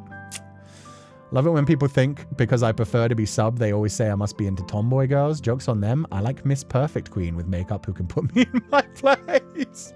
Fuck yeah, Tuzia. There you go. Yeah, you want somebody who just like, yeah, is confident, will reduce you to nothing. And you don't want somebody who will treat you like that always is like a big thing as well. There are people who think like, oh, you're like an M, you like to be degraded. Therefore, I guess you're going to be like that all the time in your life. You're going to get down on your knees in public and be like, punish me, mistress. Oh, God. Put the collar around my neck. Spit on my face. Call me a piece of trash in front of everybody. It's like, no. You do some, like, disgraceful stuff in the bedroom. That's cool. You ever try to be disrespectful to me in front of other people, and that's stepping over the limit. That's a whole different unconnected fetish that involves like voyeurism and publicity, like public shit. Nah. That's a whole different thing. And yeah, again, it's like a very dangerous thing unless you find a group of people that are fine with you being like that. Unless it's a one-night stand, it shouldn't be based on a fetish. Well... Or if you just want like a sex friend. If it's just a sex thing and you've just like talked to somebody about your fetish and you share the fetish and you're going to keep coming back to it, you can have conversations like that with people. I apologize, Dr. Mousy. It was an episode in a TV show. Oh, so that was actually the foot fetish thing? Oh, God. Just want to say it here because I can't say it in IRL. I'm queer. I like being queer and I appreciate so much beauty. Love is cool in all forms. Exactly. Good. Be prideful. And I'm sorry that you can't, like, openly be that way offline, but I hope you can someday. But yeah, I'm glad you're confident about that around here. I have space where I share that info, and honestly, this community is one of those two places I feel okay to joke about this stuff. Good. I'm glad to hear it. Should be confident about that here. So thank you. Okay, chat summer. Here's my homework for the week. This happened a couple years ago. I was chatting with one of my online friends who, for the sake of this story, I'll refer to as M. The foot fetishist is back. During our conversation, M confessed he has a crush on me. I gently rejected him, however, because I didn't see him in the same way. He accepted it and we remained friends. Well, for half a year, till I caught him with my shoes. He later on confessed again, admitting he's thankful I rejected him before, since he now knows his feelings for me are true. Okay. At this point, I felt confused with my own feelings for him since I didn't know whether or not I see him the same way. Despite that, I accepted his confession. However, nothing really happened after that. We chatted online sometimes, and with him asking about my day and me asking the same thing, eventually M visited my home state months after his confession. We hung out in his hotel room, did some window shopping at the mall, and even had some dinner together. Okay, this is worrying. During all that, my feelings for M remained the same. Just friends. We said our goodbyes, and as he headed back home, and we still remained in contact, just not as frequent as we used to be. Even though we never outright said it to each other, we decided to remain as friends, and honestly, I'm okay with that. Fun fact, M is actually the first person who confessed to me. When I told this to him, he was surprised, saying he thought I had lots of confessions before, since in his words, I'm the most wonderful person he's ever met. Wait, that's so cute. Admittedly, I disregarded his claim, both because of the low self-esteem at the time and the bullying since elementary. Aww. I'm sorry to hear that you weren't confident enough to accept that. At the same time, that right there, that's a real nice guy. I fucking love this. This is a very cute story, so thank you so much for sharing this one with us, Chat Sama. That is just straight up a guy who is like, no, I really like this person, confesses to them, realizes like, oh, it's not going to happen, confesses one more time just in case, like, oh, maybe if we got closer, it would be fine, but then continued to actually just hang out with you, treat you as an individual, as a friend, not with any kind of like transactional element to it. It wasn't like I'm only pretending to be your friend so I can smash. It was 100% just a case of like, I like you. And I also think you're the most beautiful person and would like to date you. But if you aren't into that, cool. At least I still have a friend in my life. Good on them being confident enough to still like be able to like hang out with you and not make it weird, not like become obsessive. But at the same time, like, yeah, that sounds like a cute relationship. We like this. His mama raised him right? Yeah, yeah. And it is also cute that they were able to just say like, oh, I think you're the most beautiful person in the world. I can't believe I'm the first person you confessed to me. So cute. How did he get to know his feelings are real now? Maybe just because even when he was broken up with, it was like, that hurt. But I still care about this person. It's not suddenly that I don't care about them anymore. Like, yeah, maybe that's it. They realized like, oh, this wasn't just a crush. Oh, what he meant was he realized it was more than a crush. Yeah. It wasn't just like I love this person, but if they don't love me, I just have to like abandon them. It was like, no, I genuinely love this person. I want them to be happy. I want them to be healthy. I want them to flourish.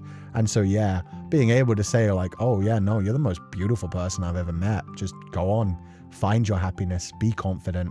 That's cute. That's so sweet. This is so cute. This M is so nice. Yeah, it was nice and mature. So thank you for sharing that one. And yeah, I'm glad that, yeah, you were able to realize like it's just not going to work out with that person, but sounds like they were a very nice person and hopefully still a good friend. The opposite of when you reject guys and they call you an ugly bitch. Yes, exactly. When somebody's like, oh, you're so beautiful, you're amazing. And then they say they're not into you and it's just immediately switches up to, oh, fine, you're fucking mid anyway. God, why would anyone like you? Ew, you're disgusting. Yeah. 2. This happened around my sophomore year of high school. I was in the anime club as vice president, along with a couple of freshmen and a senior and our president, who I'll refer to as V. Yo, from Cyberpunk 2077? I'm sorry, the letter naming is killing me because there are too many like fictional characters with just a letter for a name. Wake up, samurai. We got a city to burn. During one of our meetings, V decided to play some anime/video games like Guess the Anime Quiz or Name the Japanese Song. Love those games. All in good fun. Then V pulled out some Pocky and suggested we play the Pocky game, inspired by the trend that she saw online at the time. Since everyone, besides V and I, were freshmen, V held out a Pocky stick to them, offering them to play. For better context, the freshman students only comprise of 1 boy and 4 girls. So all of the girls circled around that boy and started teasing him to take it. That boy was turning bright red as he shook his head, not wanting to do it. I, not wanting him to be peer pressured any longer, took the stick out of V's hand and offered to play instead. Ooh, confident, let's go. Also savior. Poor baby. Yeah, actually, I could tell a story after this about the first time I played Spin the Bottle. Peer pressure, man. Peer pressure builds up. It's not good. It's not healthy. V smiled as she positioned herself on the other end of the stick, wanting to play as well. I realized the position I let myself get into, especially the fact that while I heard some parts of the game, I never actually played it, nor knew how it would end. I tried to bite my end of the Pocky, but it was hard since I was also wearing braces. V noticed it, so she leaned forward and bit the end of her Pocky stick. Our lips brushed against each other. My face blushed and I felt my heart flutter since also around that time I was exploring my sexuality. Specifically, I was conflicted on whether or not I'm into girls. The rest of the day went with no one else wanting to play the Pocky game. No! So you were the only 2 who did it as well? That's rough. Oh, goddamn. While I sat down and comprehended what just happened, realizing I also liked it. Of course, nothing happened between V and I, but I'm thankful for the experience since it's thanks to her I realized I'm pan-romantic. Happy ending overall. Fair enough. Fair enough. So yeah, it helped you figure out a bit more about who you were, which is good. It's cute. It's also... oh, God. Along with a couple of freshmen and a senior as our president. That's rough as well. That the senior was trying to convince the freshman to play the game is kind of... I don't love that. I do not love that. And the fact that everybody was trying to like goad the boy into taking the Pocky stick, being like, you're the only boy among the freshmen, come on. That poor kid who probably didn't like understand feelings themselves fully, but yeah, at least it had a good ending. At least it is a thing of like, hey, I learned more about myself. Even though I wasn't into V, I realized I could be into women. Good shit. Good shit. Chat, Selma, do you perhaps write fics? I like your writing. It was good writing as well. Honestly, like halfway through that one, it started because like I started reading it in the way of fiction, unfortunately, because yeah, this whole bit right here, from this bit onwards is like, oh wait, that's actually cute. And you could tell that that's a bit of the story where it was like, okay, no, it wasn't like super predatory. It was like suddenly realizing like, oh, I'm into this. So yeah, good writing. This writing is insane, by the way. I love your descriptions. Yeah. I started off with that one thinking, oh no, this has got to be terrifying. And then it turned into wait, oh no, this is cute. Thanks. Currently writing a Féileacán fic. Still work in progress, though. No problem, chat, Salma. And thank you for sharing those stories with us. Those were lovely. Second one had a very nice one. For me, yeah, like spin the bottle. It feels like a rite of passage, like spin the bottle or truth and dare, or in that case, the Pocky game. If anybody doesn't know what the Pocky game is, it's where two people take a stick of Pocky and each starts from another side with the bit of Pocky in their mouth. And then you slowly like move your way up the Pocky, taking little tiny bites while holding it between your lips. So you get closer and closer together. And then it's basically a game of chicken where it's like, do you back away before your lips touch? Or do you use it as an excuse to kiss the person? Is it something where you like actually want to kiss them and you lean into it? Or is it something where you just immediately back off? Whereas like spin the bottle is like, you spin the bottle, whoever it points out, you kiss. Or some people, it's like they go crazy with it, like 7 minutes in heaven where people will spin the bottle and then go for 7 minutes into like a secluded space with each other and just do whatever they feel like, which sometimes is heavy making out. Sometimes is just like hiding and panicking and not actually knowing what to do. Yeah. Oh, God. These games are so sneaky. They can be fun, but also stressful if there's too much pressure. Exactly. You have to be around friends that you can trust and lay down your own ground rules and boundaries. If you're all excited about like playing the game and like experimenting a bit, having some fun, that's one thing. If anybody ever feels pressured, it's not at all a good game. Got to mention in the story, but if that counts as a kiss, then that was my first kiss. Aww, almost a kiss. I'd say almost. We've been married 14 years and we run a bed and breakfast in Vermont with our adopted daughter. If that dude doesn't chicken out soon, I'm going to start suspecting he's actually gay. Is that like the end of like a funny story? Because that sounds perfect. If it's like, oh yeah, we were playing gay chicken. It's been 14 years, man. Someday this dude has to admit it. I'm getting kind of sick of this. Our 10-year anniversary is coming up and I don't want to spend that much money on a game.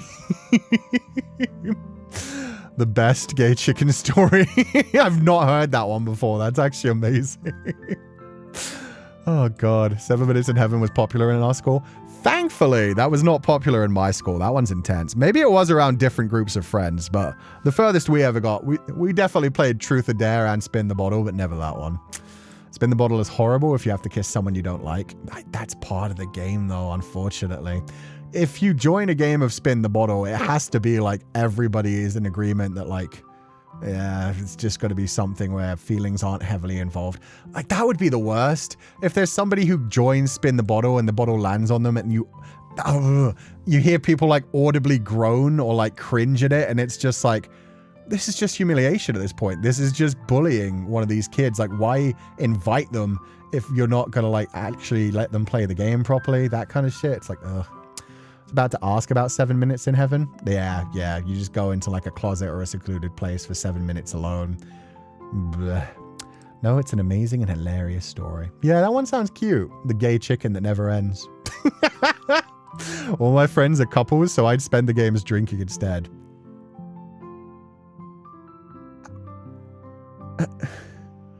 How do you play that game with multiple couples? At that point, like, are they just kissing each other? That's not Spin the Bottle anymore. That's just a group of people casually making out with their partners in a group and excluding you while you drink. That's horrific. That sounds like something that fucking children would do. Sounds like a swing party. Yeah, it's like an early beginning to like dogging or swinging. Spin the bottle and one cheerleader. Bro. Cousin got a redo because her bottle spin landed on her brother. Okay, number one, fair. Also, number two, why the fuck were there two siblings playing the same game of spin the bottle? Huh? That should never fucking happen. Okay, pretty sure it was to torture me, but we were teens. That's fair. I had one friend who used to like constantly... There was one friend who would constantly try to invite other people to their house, but they would also bring their girlfriend, and then him and his girlfriend would just make out and start like even going further on their bed. It was like, the rest of us were there to play fucking video games. We wanted to play like... They had that little like version of Dragon Ball on the PlayStation 2 where you could slip the little thing inside and like play the imported version from Japan. So they invited people around like, yeah, you guys want to play like Dragon Ball? It was the one with like GT Goku on the front cover. I forget the name of it. But yeah, would invite people around and then just start making out with their girlfriend. Put the covers up, but yeah, they'd very clearly be doing things. And it was like, yeah, we're going to go, actually. I stopped going to that person's house because it just became a thing that we'd all be hanging out, and then yeah, that would just start happening, and it's like, no, we did not consent to this. Obviously, as a kid, we weren't old enough. Well, teenagers, we were later teenagers by that point, but it was at the point of just like we were old enough to be like, ew, this is weird. I'm good. Did they enjoy the risk? I think they enjoyed having an audience, essentially. I don't know which one. I guess both of them liked it. But yeah, no, maybe it was just like a power thing. I don't know. But yeah, they would invite like a group of other dudes around to play video games and then start doing that. Probably some sort of kink. Yeah, yeah. Memory card? No. It was... Okay, so... Back in the day, a lot of systems had like regional settings on them. The PlayStation 2 was one of them, but you could do like a very simple modification to PS2 where if you ripped off the front cover, you had to like insert a disc that would go into the PlayStation 2 that kind of like unlocked it. And then you had to use a little plastic thing that was shaped kind of like a hook that you put in and pulled out the disc tray without it stopping to spin. And then you'd switch the disc with the imported disc and then slide it back in. And it would treat the like first disc that like did whatever it did to modify the system and keep loading. But you had to do that. You had to like pull out the disc tray while it was still spinning and still reading the disc and then put in the other disc. And that's how you would play like imported games back then. Because otherwise they were like region locked and you couldn't play it properly. So, yeah. Bruh, hate those types of friends. It feels like they're being watched. Yeah, I think they did just like being watched. Chewing, what did Chewing say? I just wanted to watch others play Smash, but not like this. Yeah. I came here to smash. I mean, no, I came here to play Smash, not to watch two people smash. Last Millennia Tech 101. Yeah. Shit was hard back then.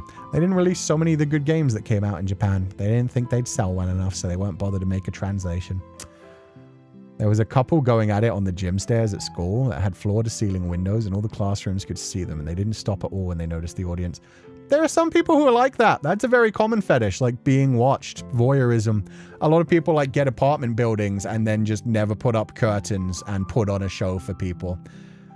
You know, to each their own, but at the same time, at that point, other people are being involved without their consent, so not good. I can't believe we're having to explain memory cards now. That's not a memory card! But, wait, were people actually asking about memory cards? Because if so, fair enough. Memory cards. Oh, pretty sure the memory card... Okay, no, this is a completely different thing. The modding thing that let you play, like, imported games is a different thing. But yeah, to anyone who doesn't know, memory cards were a thing where the system wouldn't have enough data storage to store like save states, and neither would the discs that you played on because they were read-only. They weren't like write. So you'd have to like have a separate memory card that plugged into the console. But I'm pretty sure they still have like, I mean, it's basically like a tiny little external HD that you plugged into either a controller or into the console itself. And it came in like blocks. You had blocks of data that you could use for save slots. My favorite was the Rumble pack from the Nintendo 64, where you plugged it in and it made the controller rumble. That was back in the days. Yeah, the first ever Rumble controller was a Nintendo peripheral. You had to plug a thing called a Rumble pack into the Nintendo 64 controller so that your Nintendo 64 controller would rumble whenever something actiony happened on screen. And then PlayStation 2 and like so many other things started putting it into their actual controllers from then on, because it is a good feature. Oh God. To each their own, I'll mind my own business. Exactly. It's just like, don't involve other people in your kinks unless they're consenting. Floppy disks who 3D printed a save icon. Okay, don't make me feel too old. I had a thing for my SNES that read floppy disks of imported games. Damn, I was too young for that. So that's impressive, Sukumi. That's either you were like more advanced at that age, but yeah, when I had a SNES, I was like younger than the age of 7. I think like 7 is probably when the Nintendo 64 and like PlayStation 2 era began for me. So yeah, below the age of 7, I was not using any like strange things to do stuff. My back is cracking. Remember these? I know. Okay. Couple more stories and then we'll move on to today's topic. Stoicstrix1. Thank you for the stream, Sensei. For homework, most of my stories consist of me being clueless to someone making their move on me. I usually just assume they want to be friends with me. Fair. One instance in particular was a summer camp. I was around middle school, 6th grade in the US, and there was a boy, 8th grade in the US, and was in a cooking class with me. He would always partner with me for group cooking, help me reach for stuff that was taller than me, and made sure that I was okay when cooking around fire. Oh, that's cute. There were gas stoves and the ovens were really hot as well. One instance in particular was when the class was waiting for the teacher to arrive for the day. I forget how the conversation arose, but I mentioned that I didn't understand why people liked the smell of other people's hair.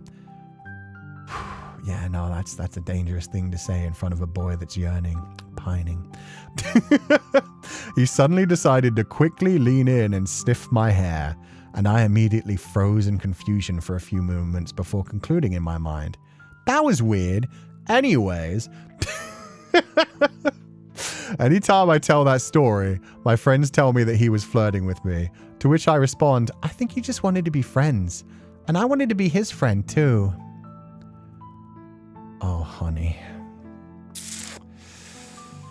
I'm going to sit you down when I tell you this. No, clearly from the way that you worded this story, you are very aware of it by now.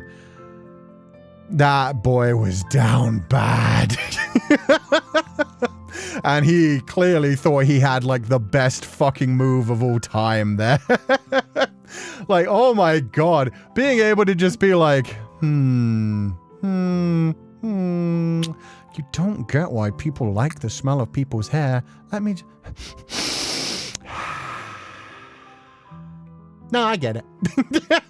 It also depends on like, okay, what did he say? Leaned in and sniffed my hair and I immediately froze in confusion. See, no. He didn't make the move. He didn't properly follow up. He froze. He chickened out. At that point, he should have said something along the lines of like, no, I get it. It smells wonderful. Kind of thing. Hannibal move is crazy. That's not just a Hannibal move. That's such a shoujo move. That's the exact type of thing you'd see happen in a shoujo anime. A girl says something along the lines of like, oh man, I didn't get to shower this morning, so my hair smells awful. Oh, I changed my shampoo. It smells different now. I'm not sure if I like it just yet. Boy leans in, gives it a good sniff, grabs it in his hand so she can't escape from him. He did not commit. Yeah, he did not commit. Did not commit. Weak. Will Graham voice. Did you just smell me? Doesn't Tamaki do this like to a T? That is 100% the type of thing Tamaki would do. I can't remember if that's happened in the scene, but sounds perfect. Cue the sparkly floral overlay. Yes. And the sound effect, the like glittery sound effect, and maybe like a heartbeat going on in the background. The literal like Toki, Toki, Toki, Toki. Perfect. It's a literal otome/shoujo move. Yeah, it is. The pheromones weren't strong enough to neuron activate. Or they were too strong. They neuron activated so hard that he could not like, he thought like, okay, that was too obvious. She's going to know I'm into her. Oh God, oh God, oh God. Meanwhile, person just on the other side is like, huh, that was weird. Anyway, years later, they will talk about this. Man, he just wanted to be good friends. 84 years later, he was such a good friend. Maybe when she didn't respond, he was freaking the fuck out. Probably. And when they just moved on, like nothing happened, he's just devastated, like, oh God, they found that so weird. They found that creepy as fuck. They think I'm the weirdest person ever. What do I do? I'll never recover from this. I need to move schools. I need to leave the city. I need to leave the state. Full system crash? Exactly. Didn't Yuki do this in Toru and Fruits Basket? It's such a classic. Like, that happens in like every... I'm pretty sure that happened way back in fucking Hanayori Dango. My God. A moment of silence for our fallen soldier. There we go. Oh, God. Camille! Otsu-sensei, here's my homework of the week. A tragic love story that I caught on to years later. Lovely. This one's starting strong. Back in high school, there was this guy who I was in the same class with.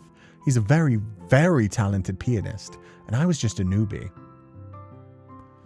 Don't make the joke, don't make the joke. He and the other classmates who also played the piano would hang out in the music classroom during break time. Others, including me, would be there as their audience when they have their little concerts for fun. I admired him so much and aspired to be as good as him one day. Eventually we got close due to similar interests, not only in piano, but in literature too. At some point, he started calling me after school just to have a small chat and show me what he's been composing by playing the piano over the phone. This was before Line and other internet calling services existed, by the way. I feel that. When you had to actually ask for people's phone numbers. Oh, times were different, man. All that was mentioned above, along with gifting me desserts, trying to learn Vocaloid so he could chat with me. He's more of a normie than I was in anime club, to the pinnacle at which he invited me to the music classroom and played the song he finished composing. I was the only audience that day. I wonder who he composed it for. Was it a love song? Was it called something overdramatic and sweet? Something like the yearning of my heart, an unspoken wish, a desire that will never be, the light from the dark. In retrospect, it was quite obvious he probably liked me.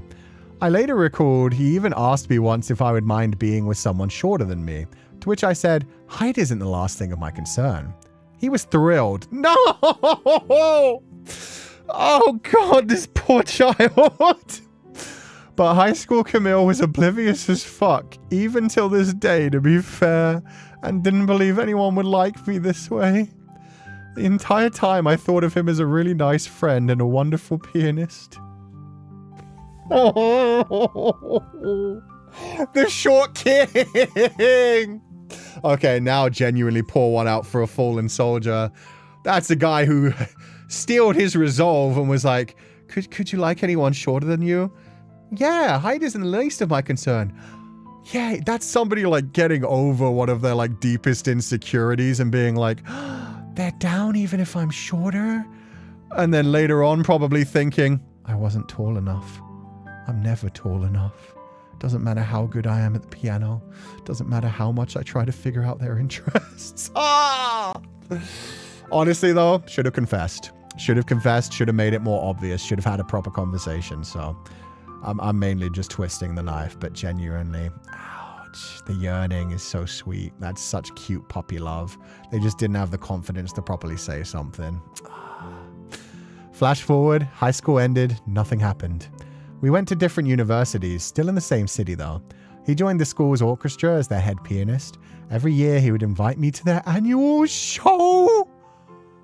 But the timing always clashed with my schoolwork. So I had to decline. The final year, he texted me and sincerely expressed how much he wanted me to be there since it would be the last one. I'm preparing. As expected, Fate was not on his side again. My graduation project presentation was on the same day, so I rejected him yet again. I think that made him eventually give up. Yeah. After 7 years, I only connected the dots when sharing bits and pieces of my memory to my other friends years later. I feel so bad for him. Oh, no. Wherever that pianist is now, I hope he's composing the most beautiful songs of all time, full of yearning, full of romance, full of sadness and sorrow. That young man went on to become the composer of Clair Obscur, the song about 67 years of longing, written about this exact moment. Oh, Christ. In all honesty, if they finally gave up at that point, I would like to think that by now they've moved on. They've found somebody who they were able to confess to. They had the confidence. They took the steps this time, realized I'm an incredible pianist. I deserve somebody who likes me. I was able to confess this time. Don't you hit me with the 6-7. I forget how many years it actually is in Expedition 33. Unrequited love for 7 years, and asking every year after year to come to the concert of music he might have composed and he was definitely playing to add to the fates whenever on his side thing. He once tried to share an umbrella with me on a rainy day because he forgot his umbrella despite the city we were in being constantly rainy. Somehow I happened to have 2 with me that day. You're living in freaking Gekkan Shoujo Nozaki-kun. Are you shitting me? So I went, it's your lucky day, handed him the spare umbrella, and went a separate way home.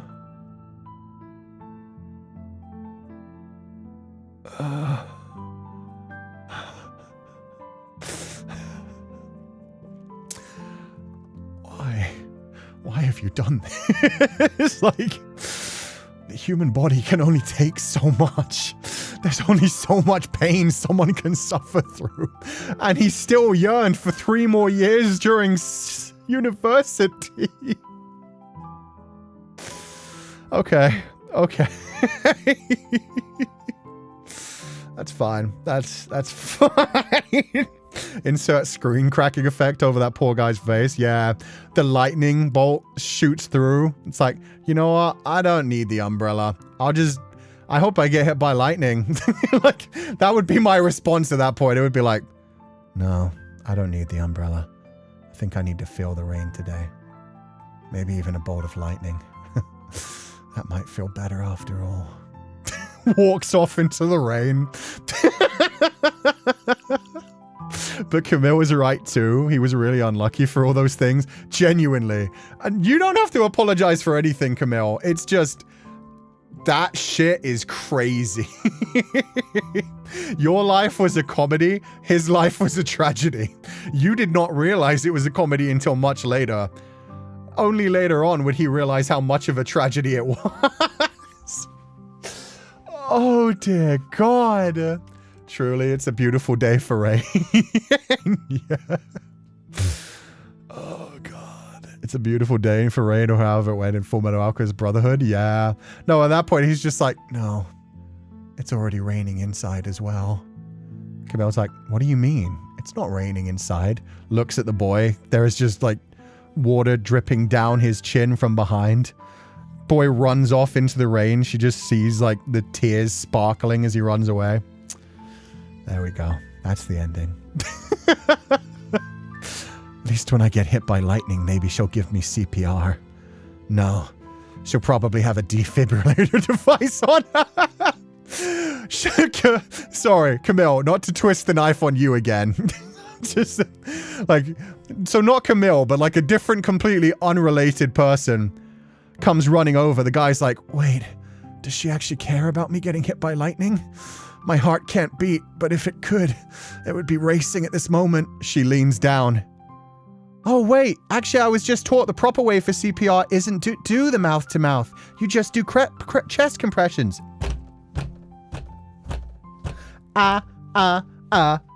Staying alive. Staying alive. Guy's just like, please, just let me die. Just let my heart not stop beating.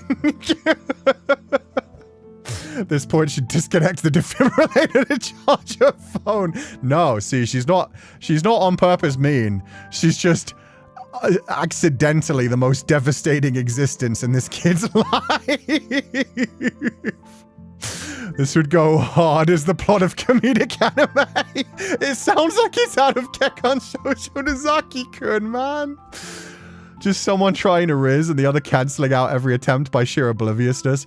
He composed a whole symphony. There's a 3-hour video on YouTube called For the Love That Was Never Realized.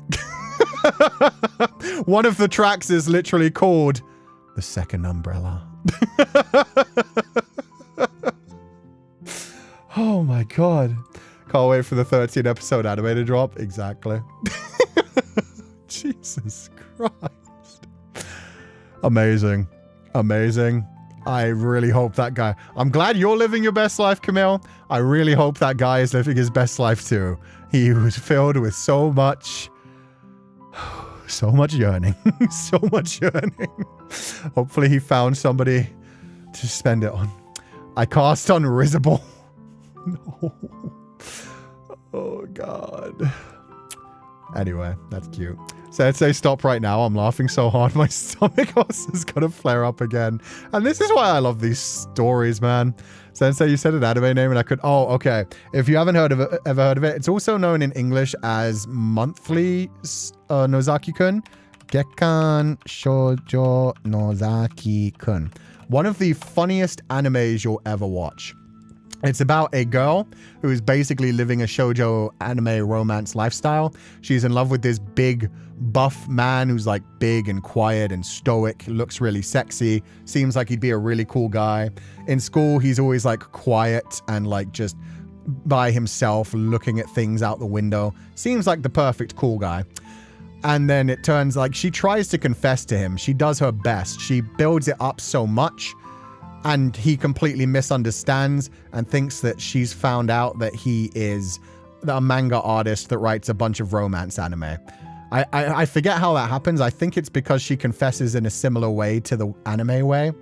And she ends up accidentally getting recruited as his mangaka assistant and becoming just like an assistant mangaka, helping with his romance anime. From then on, it's just a series of things where he's constantly starting up shoujo tropes and then crushing them.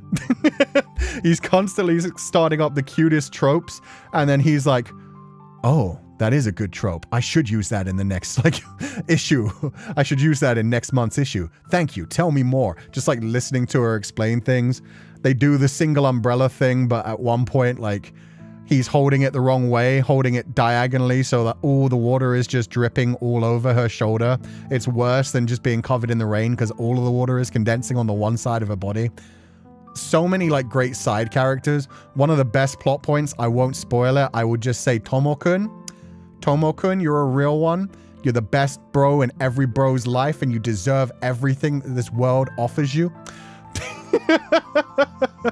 They show the bleak realities of height gap. They do. If you want to see another like cute shoujo anime and manga that does a really good height gap, Lovely Complex is literally about a really tall girl and a short guy that get together and it's really romantic and isn't just like trope subversion and comedy. Has genuinely good romance and like the side romance in that is actually one of my favorites of all time. The like side, like the best friends in Lovely Complex that get together, like already dating at the beginning. The complications that they have going through romance, I really enjoyed even more so than the main romance. Tall girl watch along when? Never. I've heard that is a trash fire. I don't know that it actually is a trash fire. I just remember a bunch of people making fun of it. Tomoda! Exactly. But seriously, Gekkan Shoujo Nozaki-kun, one of the best anime of all time. Please watch it. So fucking good. So good. Lovely Complex, pretty good. Pretty fun time. Pretty good time. It's funny that in a lot of like the shoujo stories I watch, I end up preferring the side stories. Because one of my favorite J-dramas of all time, Operation Proposal Daisakusen, which was originally a Japanese drama starring Yamapi and I think Yui Horie, who I liked both of them at the time.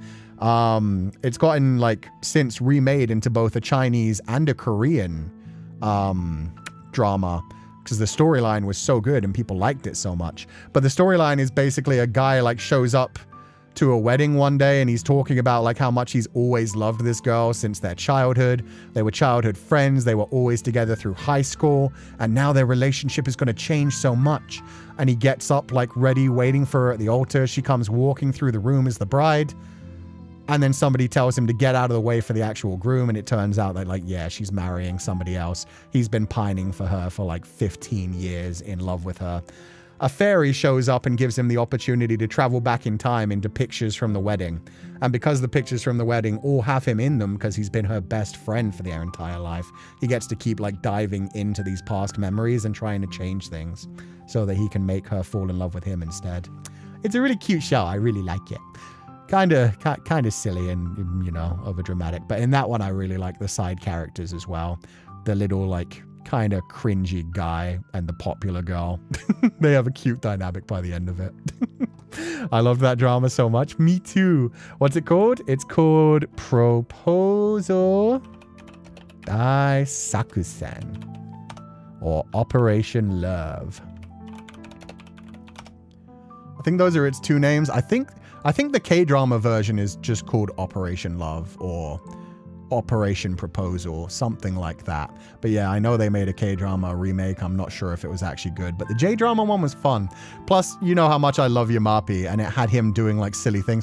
Every time he has to go back in time, the fairy makes him do like this cute Maho shoujo kind of thing, where he has to like put his hand on his hip, do a little like thrusting movement, side thrusting movement, and being like, hallelujah, chance it, while pointing at the camera. It's so cute.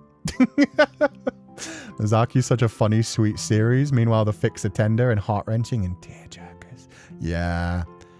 Especially with the way they fucking ended this first season. And we'll never get a fucking second season. Ugh. The fireworks, man. The fireworks. Okay. We'll do like 2 more and then we'll dive into today's actual topic. And then we have to raid into Ash's one. So unfortunately, I don't think we're going to be able to do things this week. Scrapbook again. I'm so sorry. I will properly get back into scrapbooks next week. This week, we're just limited on time. Okay, Noah 5536. As for the homework, me and my boyfriend have been together for 4 years now. And I can say quite confidently that I found my soulmate, my complement. Oh, that's such a cute way to put that too. We met back in high school, and after a year of pining for him and 2 shots of tequila later, I got the courage to ask him out. Aww! I consider myself to be the luckiest person in the world to have met him, and every day I'm so grateful for having him in my life that I genuinely don't know where I'd be without him. He supported me through the decline of my health, and even as he watched me deteriorate and lose everything, he's been the one person who has stuck by my side. He taught me what love is since I come from a pretty crappy household. Feel that. And my whole life I believed I was unlovable, but in walks this man, and little by little, with nothing but patience, he taught me what it meant to be truly loved and understood. Once we graduate, we're going to get married, and now for the first time, I can say that I look forward to the future. How dare you? How dare you know, this is exactly the type of love story I was hoping to get from somebody. Still young, but that's so cute. So it sounds like my boyfriend and I have been together for 4 years now. You either met like towards the end of high school and are going through university, or you've had like a long university. Either way, that's so cute. Oh yeah, no, we met back in high school. Okay, perfect. So you met back in high school. You're now both in university. That's so sweet. The way you describe everything is so fucking lovely. I hope everything goes well. That's just the definition of true love right there. Somebody making you feel more complete. Somebody showing you that you are lovable. Somebody showing you what love is. Started as high school sweethearts. Yeah. Too young to be drinking tequila in that case, I will say that.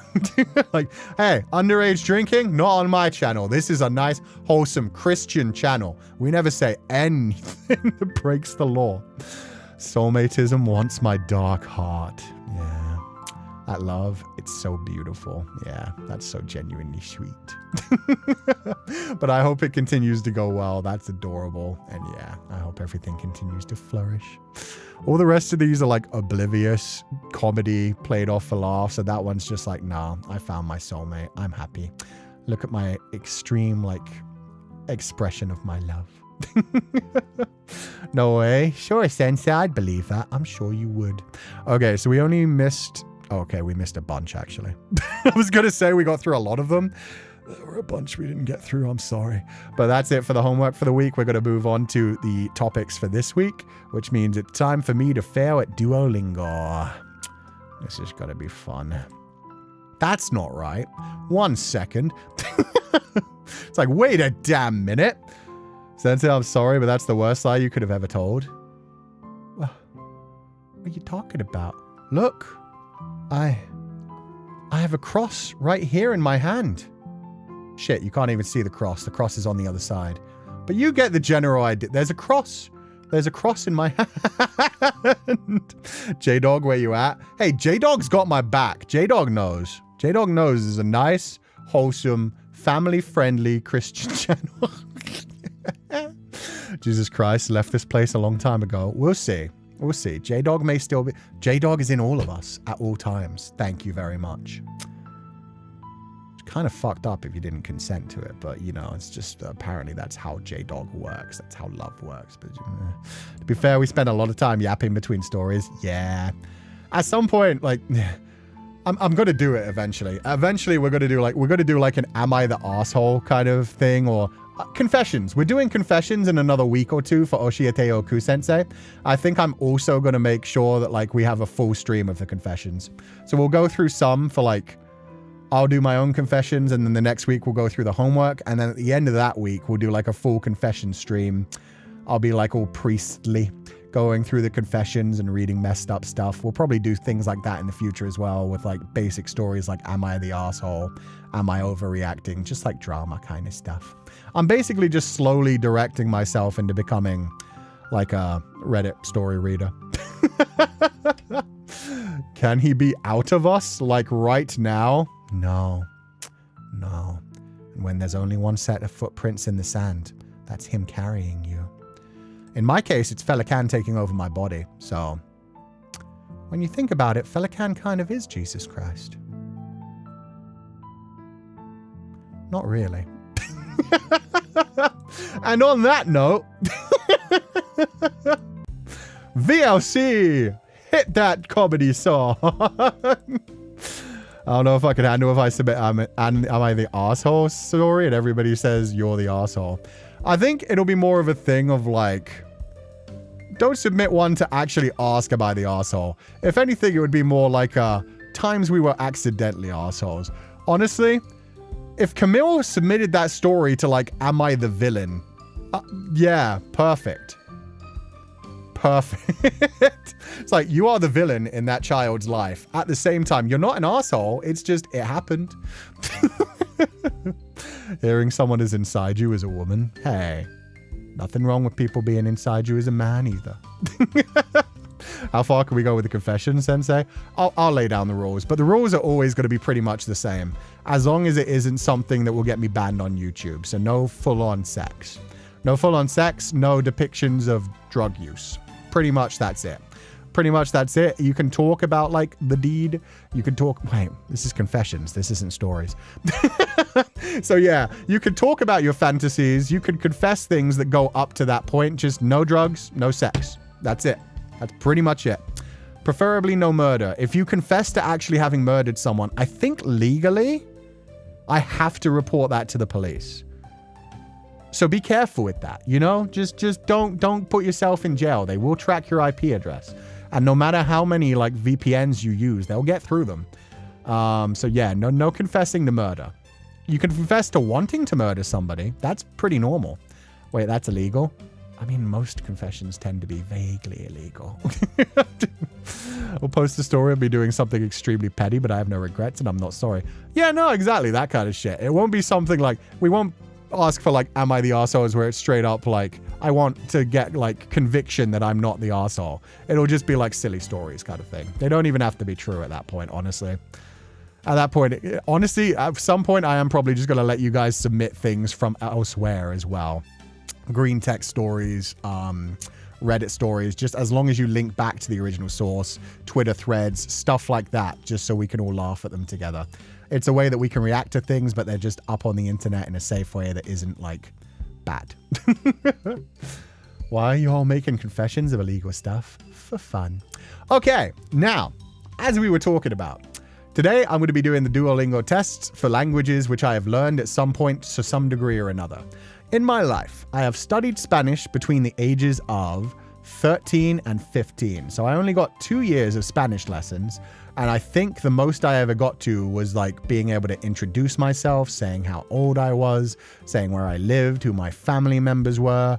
It was a very simple, it wasn't even up to full GCSE level. It was just we were forced to take Spanish lessons for a few years. Then I kind of slowly learned enough Japanese that I can probably get by on some simple conversation. I'd say Japanese is my second most known language. When listening to two Japanese people talk, I can pick up probably like 60%. I can get the general idea for the most part of what conversation is going on if it's conversational. If it's technical, I'm probably going to be completely fucking lost. With Chinese, I can recognize like a phrase here or there, and my accent is fucking atrocious. So that one's going to be fun. Mind if a white boy speaks a little Espanol? Sí. Espanol. I love Espanol. Oh, God. Yeah, that's what we're going to be doing today. Hablar español. So yeah, I've currently done like the Duolingo test when you go in and start a brand new course. I've given it the answer that I know some conversational Spanish, and I've asked it to give me the test to see how much I know. So I'm going to be absolutely destroyed by this because I do not know some conversational Spanish. I know a couple of phrases. So let's see how this goes. Beware the gringo. Beware. Okay. Oh, wait. I don't even have the page opened. Sorry. I'm going to have to turn this down 1 second. ¿Tú necesitas un mango? Sí, necesita un mango. Necesitas. Don't translate it for me. I get it. Do you need a mango? Yes, I would like a mango. Necesito mango. Oh, wait, I need to give it permission. Allow while visiting the site. It's listening to me anyway. Oh, shit, it listens to my music too. That's creepy. Allow this time. Necesite mango. Oh, you want me to repeat it? Oh.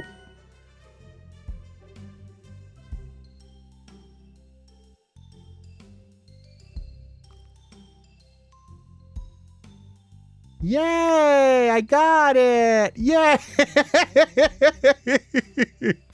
I said necesite mango and it gave me it. Correct. Meaning, do you need a mango? If you need a man, go find one. All right. Yeah, it's like, you know what? I'm not going to argue. All right. Yo necesito 2 kilos de mangos. Yo necesito 2 kilos de mangos. I would like 2 kilograms of mangoes. Okay, tap what you hear. Sí, yo necesito 2 kilos de mangos. Yo necesito 2 kilos de mangos. Sí, meaning I need 2 kilos of mangoes. Perfect. 2 kilograms? Yeah, that guy's going to be shitting orange for days. Or he has a very hungry dog. Dogs love mangoes. Yo necesito una naranja y 3 piñas. Yo necesito una naranja y 3 piñas. I would like 1 orange and 3 pineapples. Speak this sentence. Okay. Hay que hablar. Yo necesito una naranja y 3 piñas. I need an orange, 3 pineapples. Perfect. Yo necesito 2 bolsas, por favor. Yo necesito 2 bolsas, por favor. I have no idea what a bolsas is. Yo necesito Favor, con con leche. leche. With milk. Yo necesito leche. The turtle button is just there to taunt us. Imagine if you just clicked it and instead of reading it slowly, it was just like... Oh yeah, I should have my mouse on. Sorry, one moment. Properties. Capture cursor. There we go.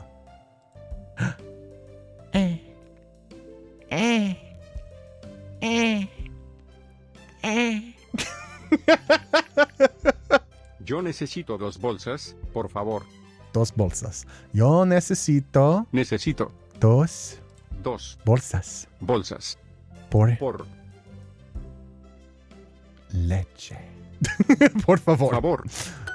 I need 2 bags, please. Okay, so bolsa means bag. It always comes back to turtles. Always. Bolsa's a bag, Sensei. Thank you. We got there eventually. Yo necesito 2 bolsas por leche. Give me 2 bags of milk. Don't worry about what I'm going to do to them. Let's just say I have a fantasy that's getting fulfilled today. Give me 2 firm bags of milk. Or so, I don't know, maybe like a small nozzle. Not the lactation guy Quiero again. una sandía y una bolsa también. Oh, he always comes back eventually. Bags of milk like in Canada. I knew Canadians were freaks. Duolingo feels like a bit of a double-edged sword for me. A kid I tutor was using it to prove that China is pronounced Hina. Well, in Duolingo, does it do that? That's strange. But welcome back to the scholarship. No milk for me. But I'm a growing boy. I need my milkies to grow up big and strong. Quiero una sandía y una bolsa también. I wonder what sandía is. My brain is just saying sandwich, but that can't be right. Quiero una sandía y una bolsa también. I want watermelon. Sandía is watermelon? Interesting. Watermelon equals sandía. I wonder, you can't replay what you said? I wish I could. I want to hear myself. See, so my God, I just lost my soul. De nada. Sí, yo necesito 2 duraznos. Sí, Sí, yo yo necesito dos 2 duraznos. duraznos. Durian? Let's hear that spoken slowly.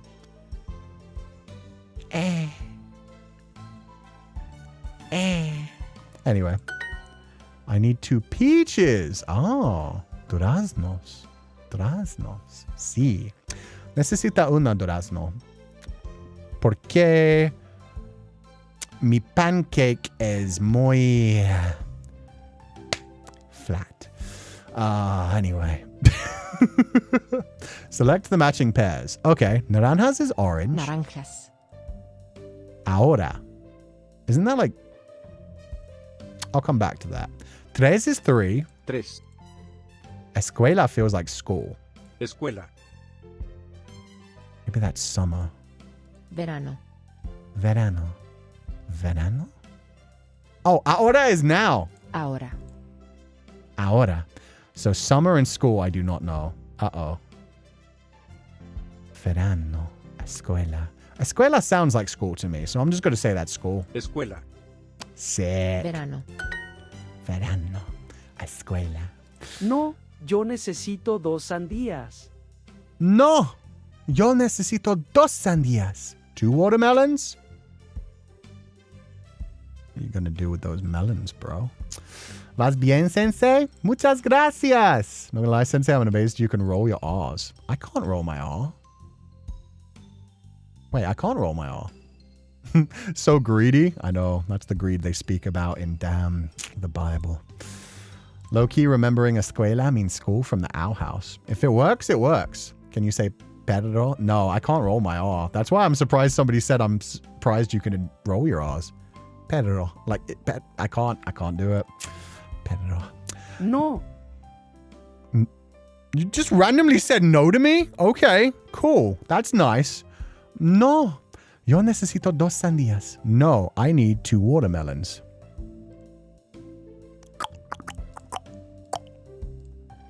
No, I need 2 watermelons.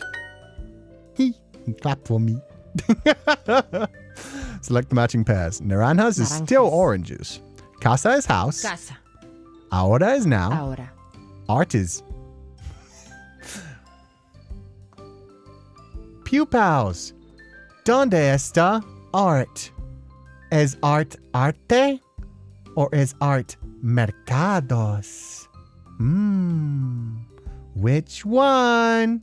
Which one? Come on, guys. You got it. Oh, nobody's giving me an answer. I don't know, Sensei. Oh, that's a shame, Bamboo. Es tan difícil? Sí. It's art, Sensei? That's what I'm asking. Which one's art? I don't know which one art is. Mercados, definitely. Let's see, Ellie Prelude. Mercados. Mercados. You lied to me. Arte. Arte. Mercados. Mercados. Ana, yo necesito un durazno. Anna. Is their name Anna? No. Oh, it is Anna. Okay. I was going to say, I don't know what Anna means, but damn, he says it in such a sensual way. Ana, Anna. Ana, Anna. Ana. Anna. Yo necesito un durazno. Sí. Kaneki Arina, thank you so much for the raid. What is up, raiders? I hope you're having a lovely day. Muchas gracias for coming today. I hope you're having a lovely day. Please don't say, Ana, yo necesito tu durazno. You know, if you say not to do it, you knew what you were doing. You knew exactly what was going on. As someone called Anna, that was nasty. Fuck, now I'm really sorry I did that line right after. I was going to do it again, and I was like, no, that's too far. Lo siento mucho. But for all our raiders, thank you so much for being here. What were you guys up to today? What were you doing on your stream? We're just having a silly time. We've been talking about a bunch of things, but right now we're doing Duolingo language tests. Currently, we're going through Spanish. I'm going through all the things that I've learned throughout my life. Not like learned, but just like have studied at some point. Spanish, I learned back when I was like between the ages of 13 and 15, and then never again. So this is going horribly. Then we're going to do Japanese, which I might be decent at. And then we're going to do Chinese, which I'm going to suffer at. But now my name is Féileacán Ku. I'm a 34-year-old primary school teacher who's been possessed by Feileacan, an eons-old reaper of souls. So yeah, we're just chilling. We're having some fun. My Salvador is raging. Sorry. And yet, yeah, Pupals stick by you. Thank you, guys. You guys are with me through even the worst times in my life. But yeah, I hope you all had a wonderful day. Feel free to settle in, or if my accent offends you, feel free to disappear. It's all good. Pero su español es decente, Sensei. Oh, muchas gracias. You're too kind. My Brazilian has me sighing, but I'll stick by you. Yeah, I'll do my best. Okay, Ana. Ana, yo necesito un durazno. Ana, I need a peach. Sí, bien. Select the matching pairs. No, they don't have naranjas anymore. Aw. Casa is house. Casa. Mercado is market. Mercado. Sun is sol, Sol. as it is in Latin. March is probably marzo. Marzo. And windy, viento. No, here, I want to hear it. I'll never hear it. Man. ¡Genial! En este mercado hay naranjas y mangos. María, tú necesitas piñas también, ¿verdad? ¡Genial! En este mercado hay naranjas y mangos. María, ¿tú necesitas piñas también? ¿Verdad? ¿Dónde está María? En un mercado. I believe this says... María. Attention! In this market, we have oranges and mangoes. Maria, do you need... ¿Tú necesitas? Yeah, do you need... pineapples? I don't know what the también or verdad mean. my bad. My bad, but she's en un mercado. I'm failing up. Your accent is lovely. You're doing good so far. Thank you. El español de profe es tan lindo. Muchas gracias. Verdad equals correct. Oh, like true. It's a confirmation. Maria, ¿tú necesitas piñas también? So yeah, Maria, you want some pineapples, right? Got ya. Okay. And how much do 2 pineapples and an orange cost?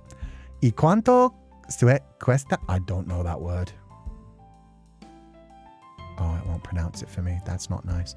¿Y cuánto cuestan 2 piñas y una naranja? So, piñas.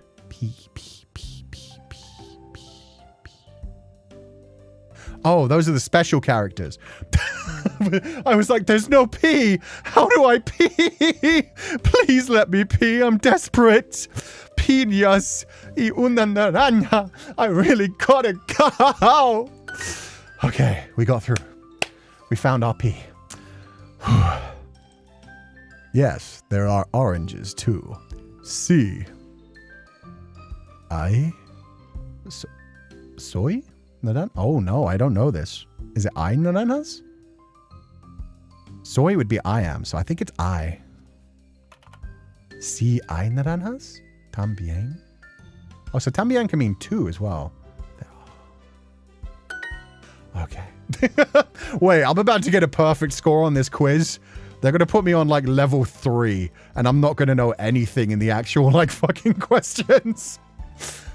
Hey, Louise, how much does a pineapple cost? Oye, Louise, ¿cuánto cuesta? Is it cuesta? Is cuesta or suesta? People are going to get real pissed off at me real quickly. They won't let me translate that. Does it pronounce the English too? Oh, no, it translates for me. Oye, hola. Oye, Luis, ¿cuánto cuesta una piña?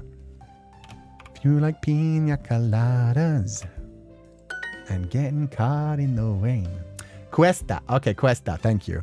Oye, Luis, ¿cuánto cuesta una piña? Muchas gracias. That scared the shit out of me. Hell yeah. 100%, baby. I am fluent in Espanol. Let's go, Duo. What level are we at?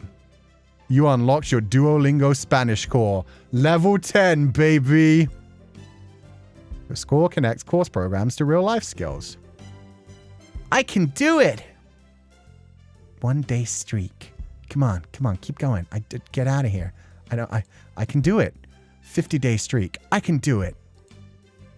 All daily quests complete. Sick. Just give me my level. Why are you like this? Stop gamifying my language lessons. Section 2 looks like the right level. Let's start there and we'll adjust later if we need to. No. So, it threw me onto Section 2. Let's see how Section 2 starts. Describe your home. Which one of these is a building? Un edificio. Un edificio. Sí. Yo vivo aquí. I live here. Okay, I do actually know some of these. Why didn't he give me a harder test? That's rude. They didn't expect me to know a decent level. I wanted to... Wait, so could I wait, let me do this.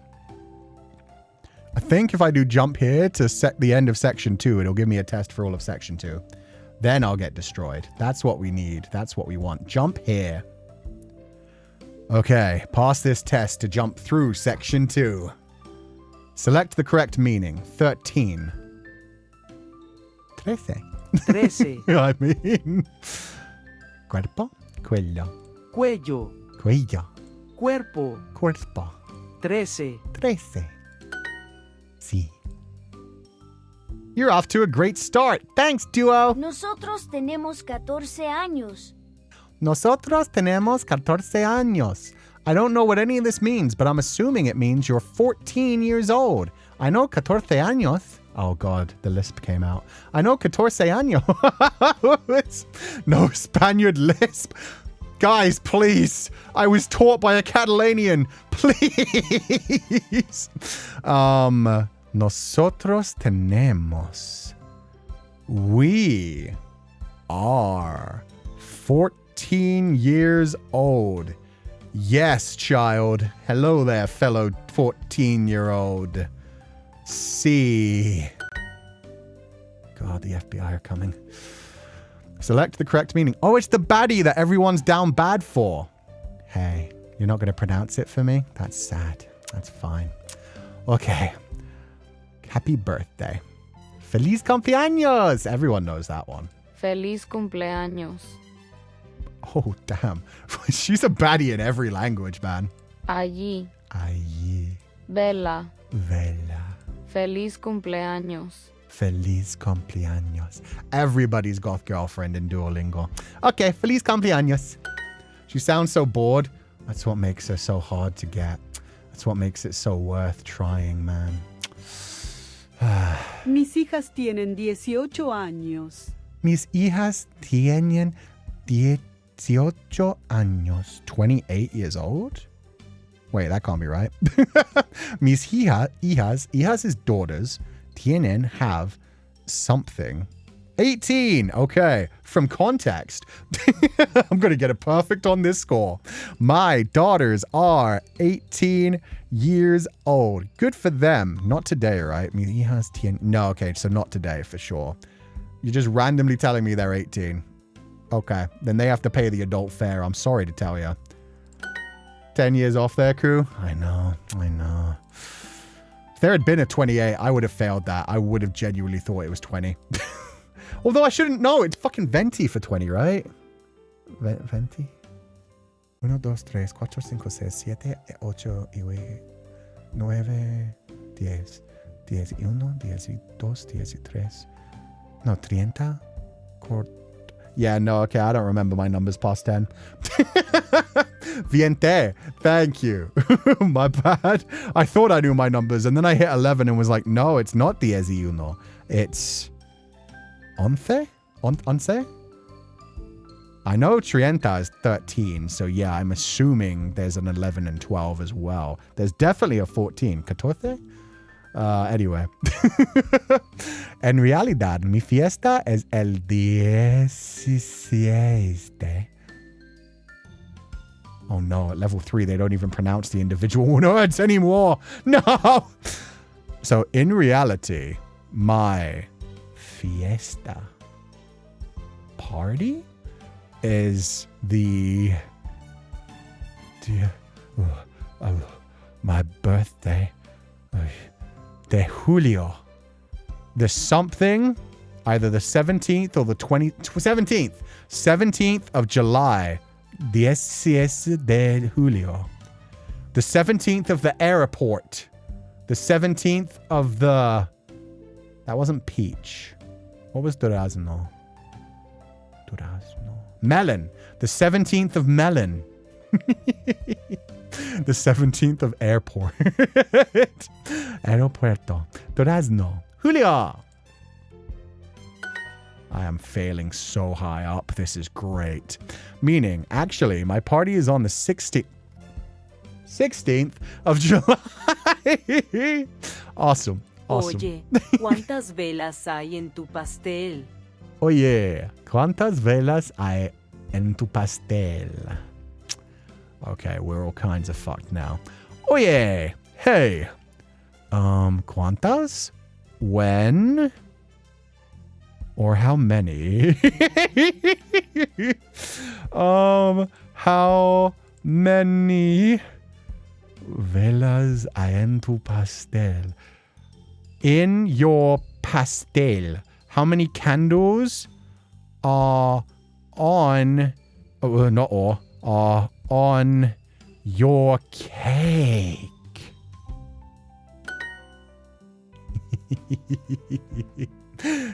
Yo hablar español.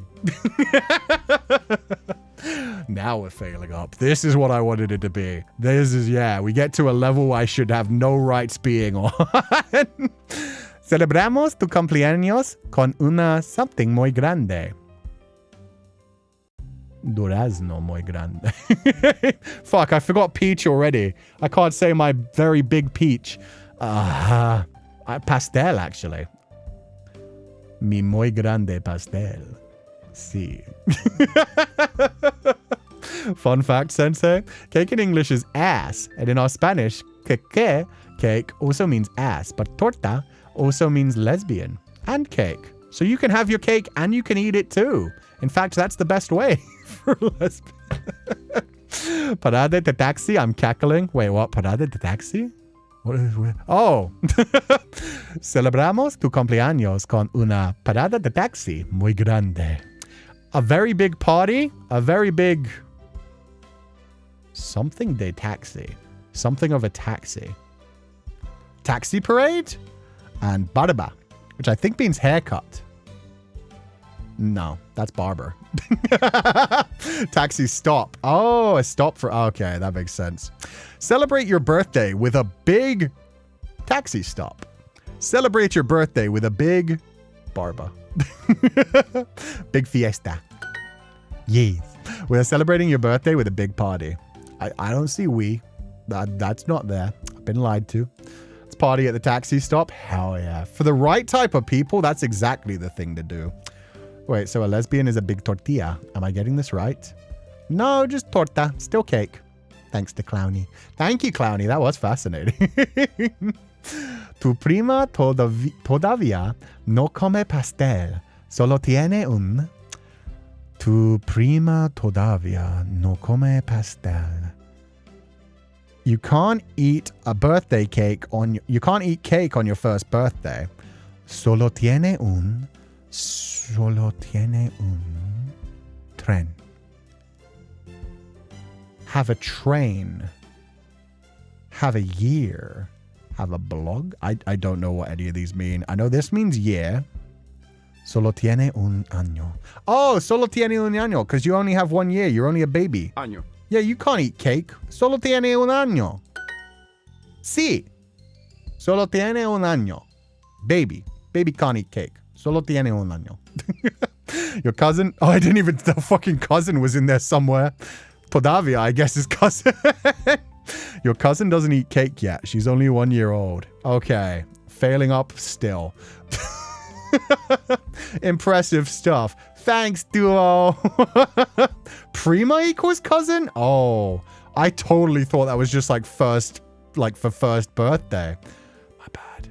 Tortilla is also a word in use for some lesbians because there's no verb torter, which is sounds you make with your hands when slapping dough to make tortillas. Ah. Oh. That's a fancy way. Yes, Cloudy, please teach me Chilean Spanish. That's exactly the Spanish I need to know. Interesting. They skipped the pronouns in Spanish, so that's why the we wasn't there. Oh, okay. Barba is beard. Not far off from barber, actually.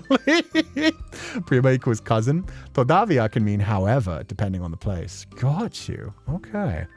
Wow. Are you 9 years old? Wow. Guau.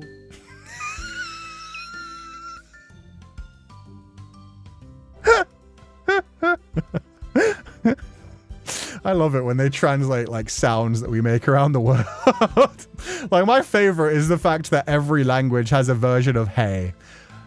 Hey, oye, nay, way. We all have like a very similar sound just to be like, I need your attention. Hey, oye, nay, way. Guau. Guau. Are you 9 years old? Tienes 9 años. Años. Apartamento. Duraznos. Sure, maybe this is correct. Holy fuck, we did it. El 12 de enero estoy ocupado porque es la something de cumpleaños de mi mamá. Okay. Día de cumpleaños. No. Fiesta. The party. Fiesta. El noche de enero. I know enero is January, actually. So el 12, I'm assuming is the 12th. It's a domingo, which is a Friday. No, that's a Sunday, because that's before lunes. Lunes is definitely Monday. Lunes, martes, miércoles, jueves, viernes, sábado y domingo. So domingo is Sunday. Okay. So on the 12th of January, I'm busy because it's the party, Feliz de Cumpleaños, the birthday party of my mommy. Yay! Bicicleta. Es la bicicleta de cumpleaños. Is the beard. Is the beard of birthday de mi mamá. Montana. Montaña. O montaña. Montaña. That's not how they say it down south in America. Fiesta. Okay, on January the 12th, I'm busy because it's my mom's birthday party. There we go. The 14th of January is Friday. Okay, let's find out how to say 14. 14. Brilliant. El 14. 14. 14. 14.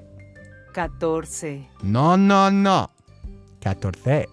14. No, no, no, no, no. 14. 14.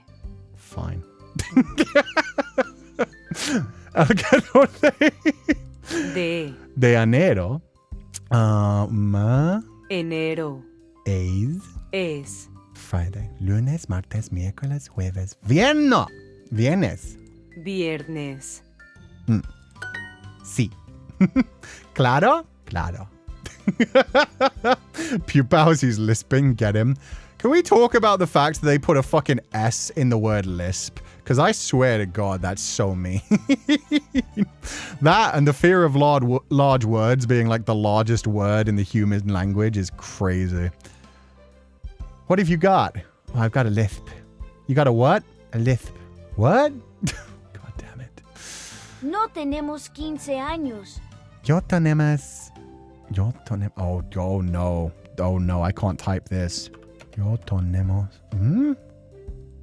No tenemos 15 años. 15.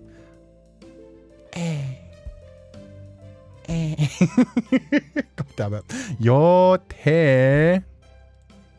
No tenemos 15 años. Oh wait, no tenemos? No tenemos 15 años. Now it's just a listening test. Yo tenemos? No tenemos 15 años. No tenemos 15 años. No tenemos 15 años. Sí? Sí! We are not 15 years old. That's a creepy thing for a child to say, honestly. Perfecto. Yay! We get a perfect score on the level 3 exam, too. The 17th... Oh, shit, they finally caught me. They now know I don't know my numbers past 10. El... 1, 2, 3, 4, 5, 6, 7, 7, 7. De... Si...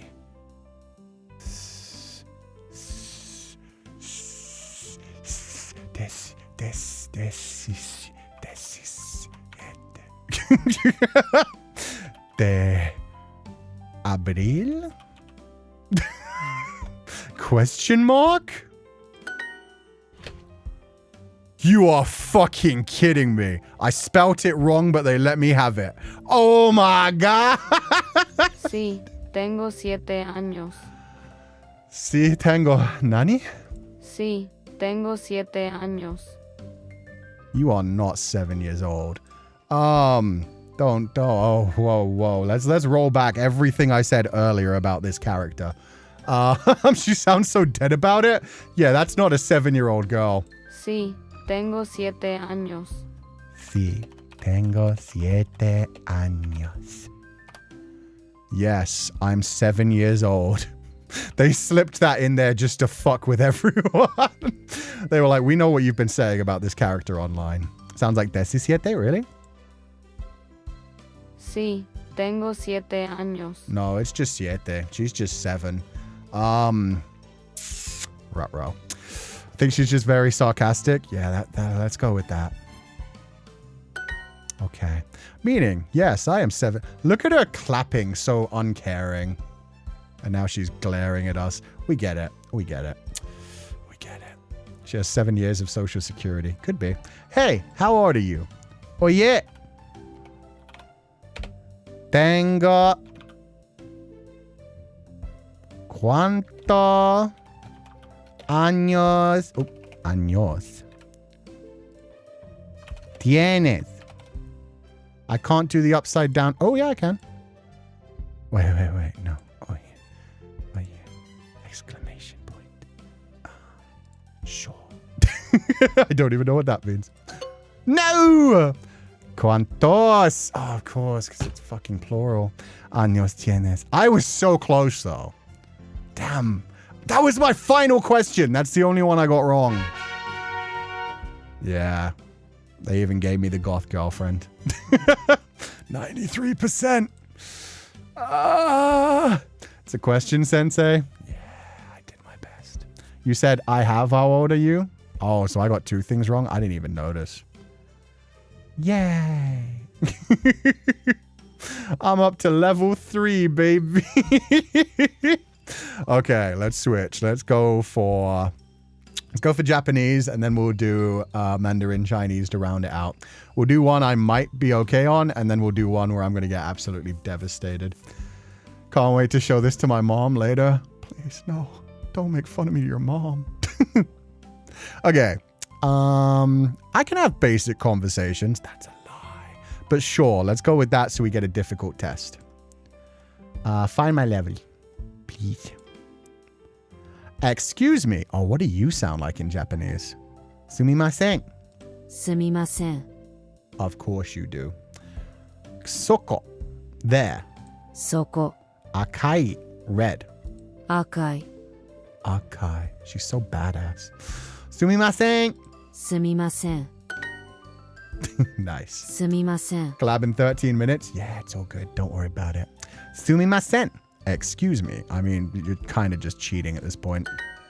3 San. 3. Or sir. Or ma'am. San. Si. 1時です Ichiji desu. 1 Ji 時 desu. です It's 1 p.m. Hai. 2 Ni. 2. いいえ今3時です Ie ima 3時です. No, it's 3 p.m. now. い Ie. いえ Ie ima 今 3時. 3時です Hai. Watashi wa 3時. From One Piece. 1 Really lively. Good job, Sensei. Buen trabajo. Eso fue asombroso. Your pronunciation is really good. I'm really impressed by your Spanish. I love Spanish. Muchas gracias. Soste. Y muchas gracias por la donation. Thank you for donating to the allowance. Sensei's JP is so cute. Thank you. Okay, what sound does this make? Ichi. 1時 Ichiji. 1 o'clock. Ichiji. Which one of these is 3?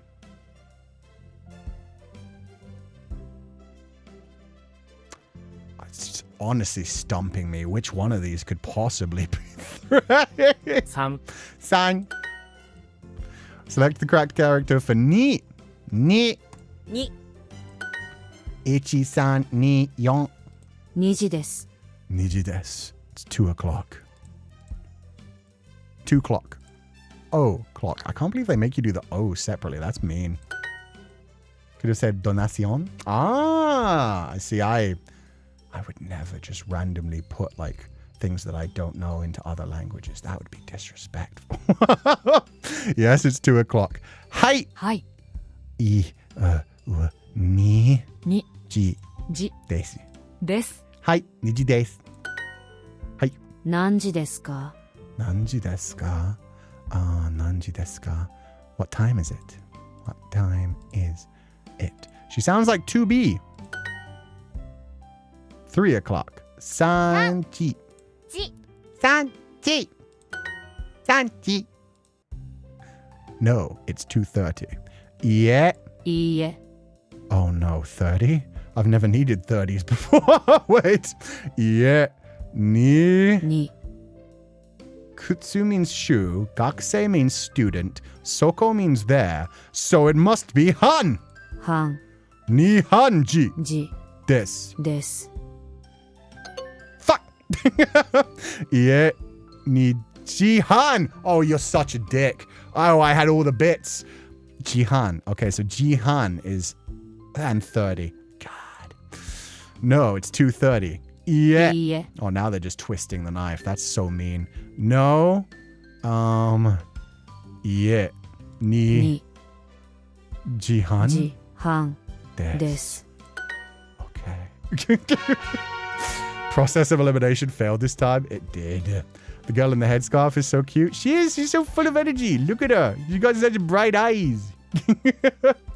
Cú-Sensei wa yasashii hito desu.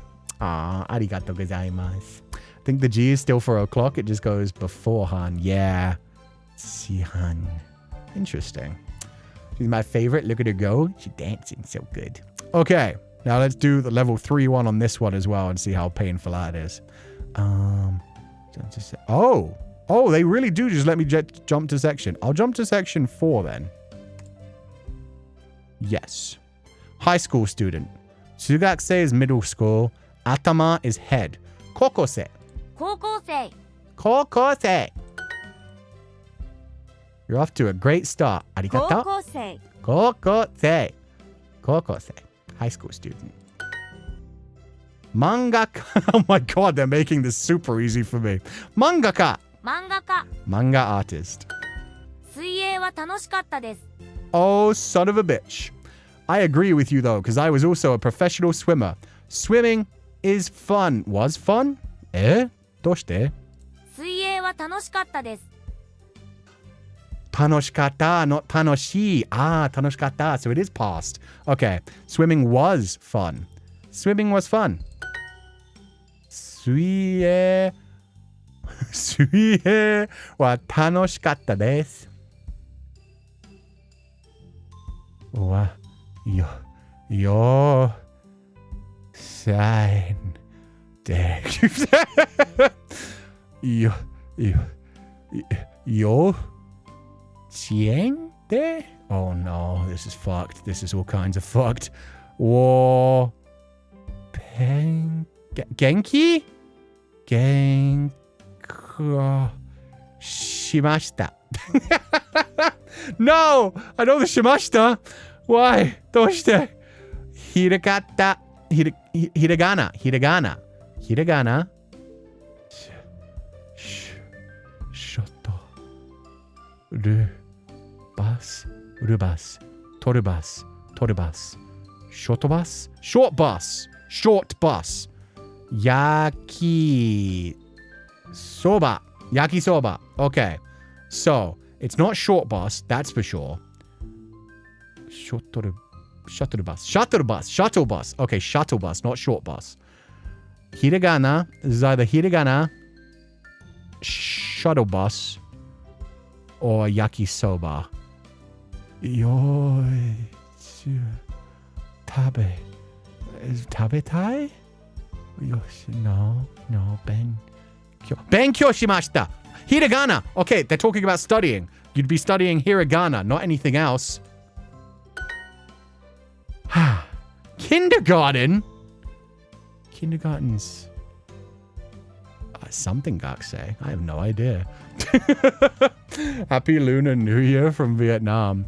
Wish us all have a lovely year, living the old bad energies behind and starting anew. Yeah! Happy New Year! Happy New Year, and I hope everything's going wonderfully where you are. Angelango. Thank you so much for being here, and I hope you have a lovely day. Thank you so much for donating the allowance. We can hear the gears turning in your head. I'm doing my best. いちごの飴が大好きでした。いちごの飴が大好きでした。いちご strawberry の飴 sweet strawberry? Oh, candy. Strawberry candy. が大好きでした。I loved strawberry candy. いちごの飴が大好きでした。いちごの飴が大好きでした。Why'd you stop liking it? Oh no, can you not handle the sugar anymore? I loved strawberry candy. That is a manly bear. Oh, you motherfucker. 中学生の時 something. A middle schooler's time. を始めました。始めました。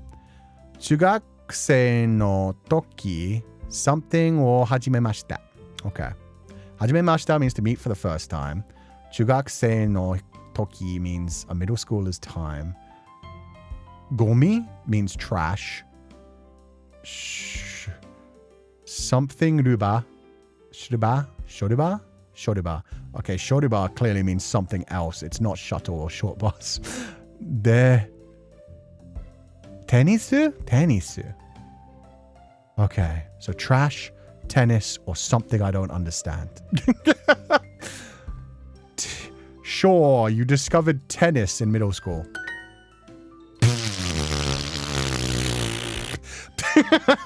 When I was a middle school student, I started playing tennis. Sure. いつボクシングを始めましたか？いつボクシングを始めましたか? Okay, so いつ when boxing を始めましたか? When did you start boxing? When did you start boxing? はい。Impressive stuff. 現金の That can't be 現金のsomething はいつもよかったですいつもよかったですいつもよかったです always enjoyable. Don't know what this is. Arashi, Storm, also a very good band from the 90s and early 2000s. Jiko, study? Jiko shokai. No, self. It's like self-introduction. Seiseki. Oh, it's Ken-san? Ken-san no Jiko? Arashi? Seiseki. I have no idea what Seiseki is, but the rest of these don't make sense to me unless it's Jiko. Seiseki. Grades. Seiseki means grades. Ken's grades were always good. Perfect. Jiko by itself is more likely to mean accident. Oh yeah, Jiko.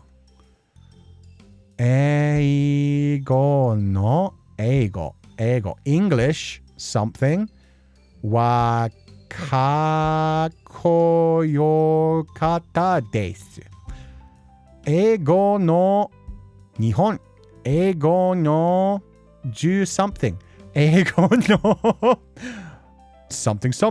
Eigo no sensei. The English teacher is very cool desu. 先生。英語の先生はかっこいいです。Hi!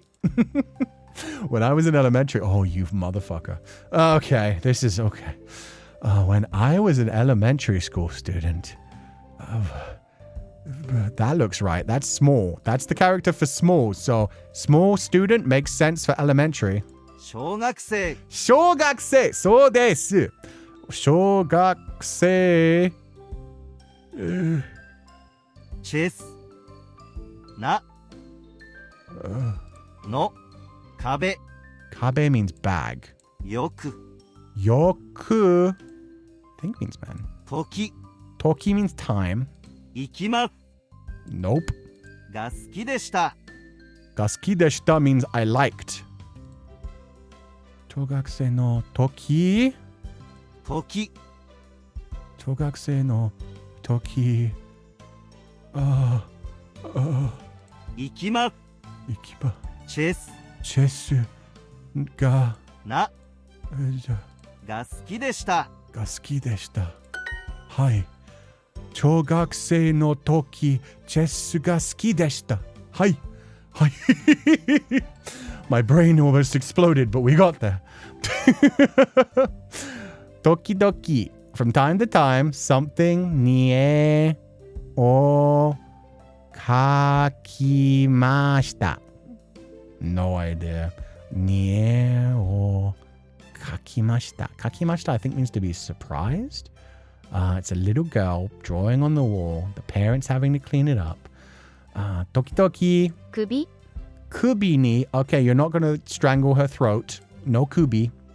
壁 Kabe. Whoa, whoa. Tokidoki kabe ni eo. Eo, like drawing. Like, oh. Eo ga kimashita. That makes sense. 熱 Netsu. 島 Netsu means fever. Shima, I have no idea. But kabe Kabe. means wall. So this makes sense. I sometimes drew pictures on the wall. Perfect. I also liked studying. Watashi 私 mo. も I also. Watashi mo. Studying. Benkyo? Benkyo. 勉強 Liked. Ga suki deshita. が好きでした。私も勉強がし、私も勉強が好きました。はい。something の制服 something's uniform はかっこいいかったです。something uniform was cool. 学校高校高校 high school uniform. 玄関 Genkan. No idea what Genkan is. 掃除機 Nope, no clue. 綿あめ Watame. Watermelon? Koko. 高校 I'm gonna guess, yeah. My high school uniform was very cool. Sick. Oh wait, it was cute. It was kawaii. Did I just read that completely wrong and fix it? Okay. The math teacher was strict. Okay. No idea how to say math. 兄 Ani. Aniki. 先生 Sensei. 数学 Sugaku. います Imasu. です This. 厳しかった That sounds like strict. Kibishikata. That sounds like strict. その Sono. 本当に Hontoni. Really. So, by process of elimination, maths must be... 兄 Can't be Annie. 数学 Sugaku. Sugaku? Sugaku. I don't think it's Ani, so I assume it's Sugaku. Sugaki sensei. 先生 Wa? は That teacher was strict. 本当に厳しかった Kibishikata desu. です Sugoi. Okay, so yeah, Sugaku is math. Ew. Yeah, that's it. I knew it couldn't be a simple word. How good are you on time, sir? Well, we're going to have to wrap up now, unfortunately. Wanted to do more of these? Let me check if Ash is streaming yet. Oh, God, I hope not.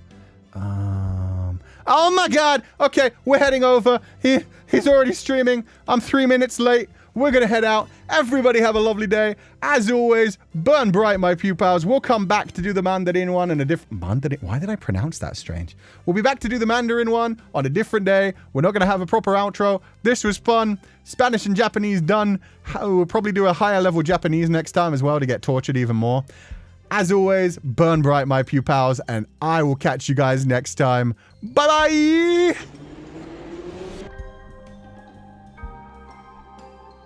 Let me just change this real quick. Edit, raid into my boy Ash Cariel immediately. Save. Bye, guys. Bye!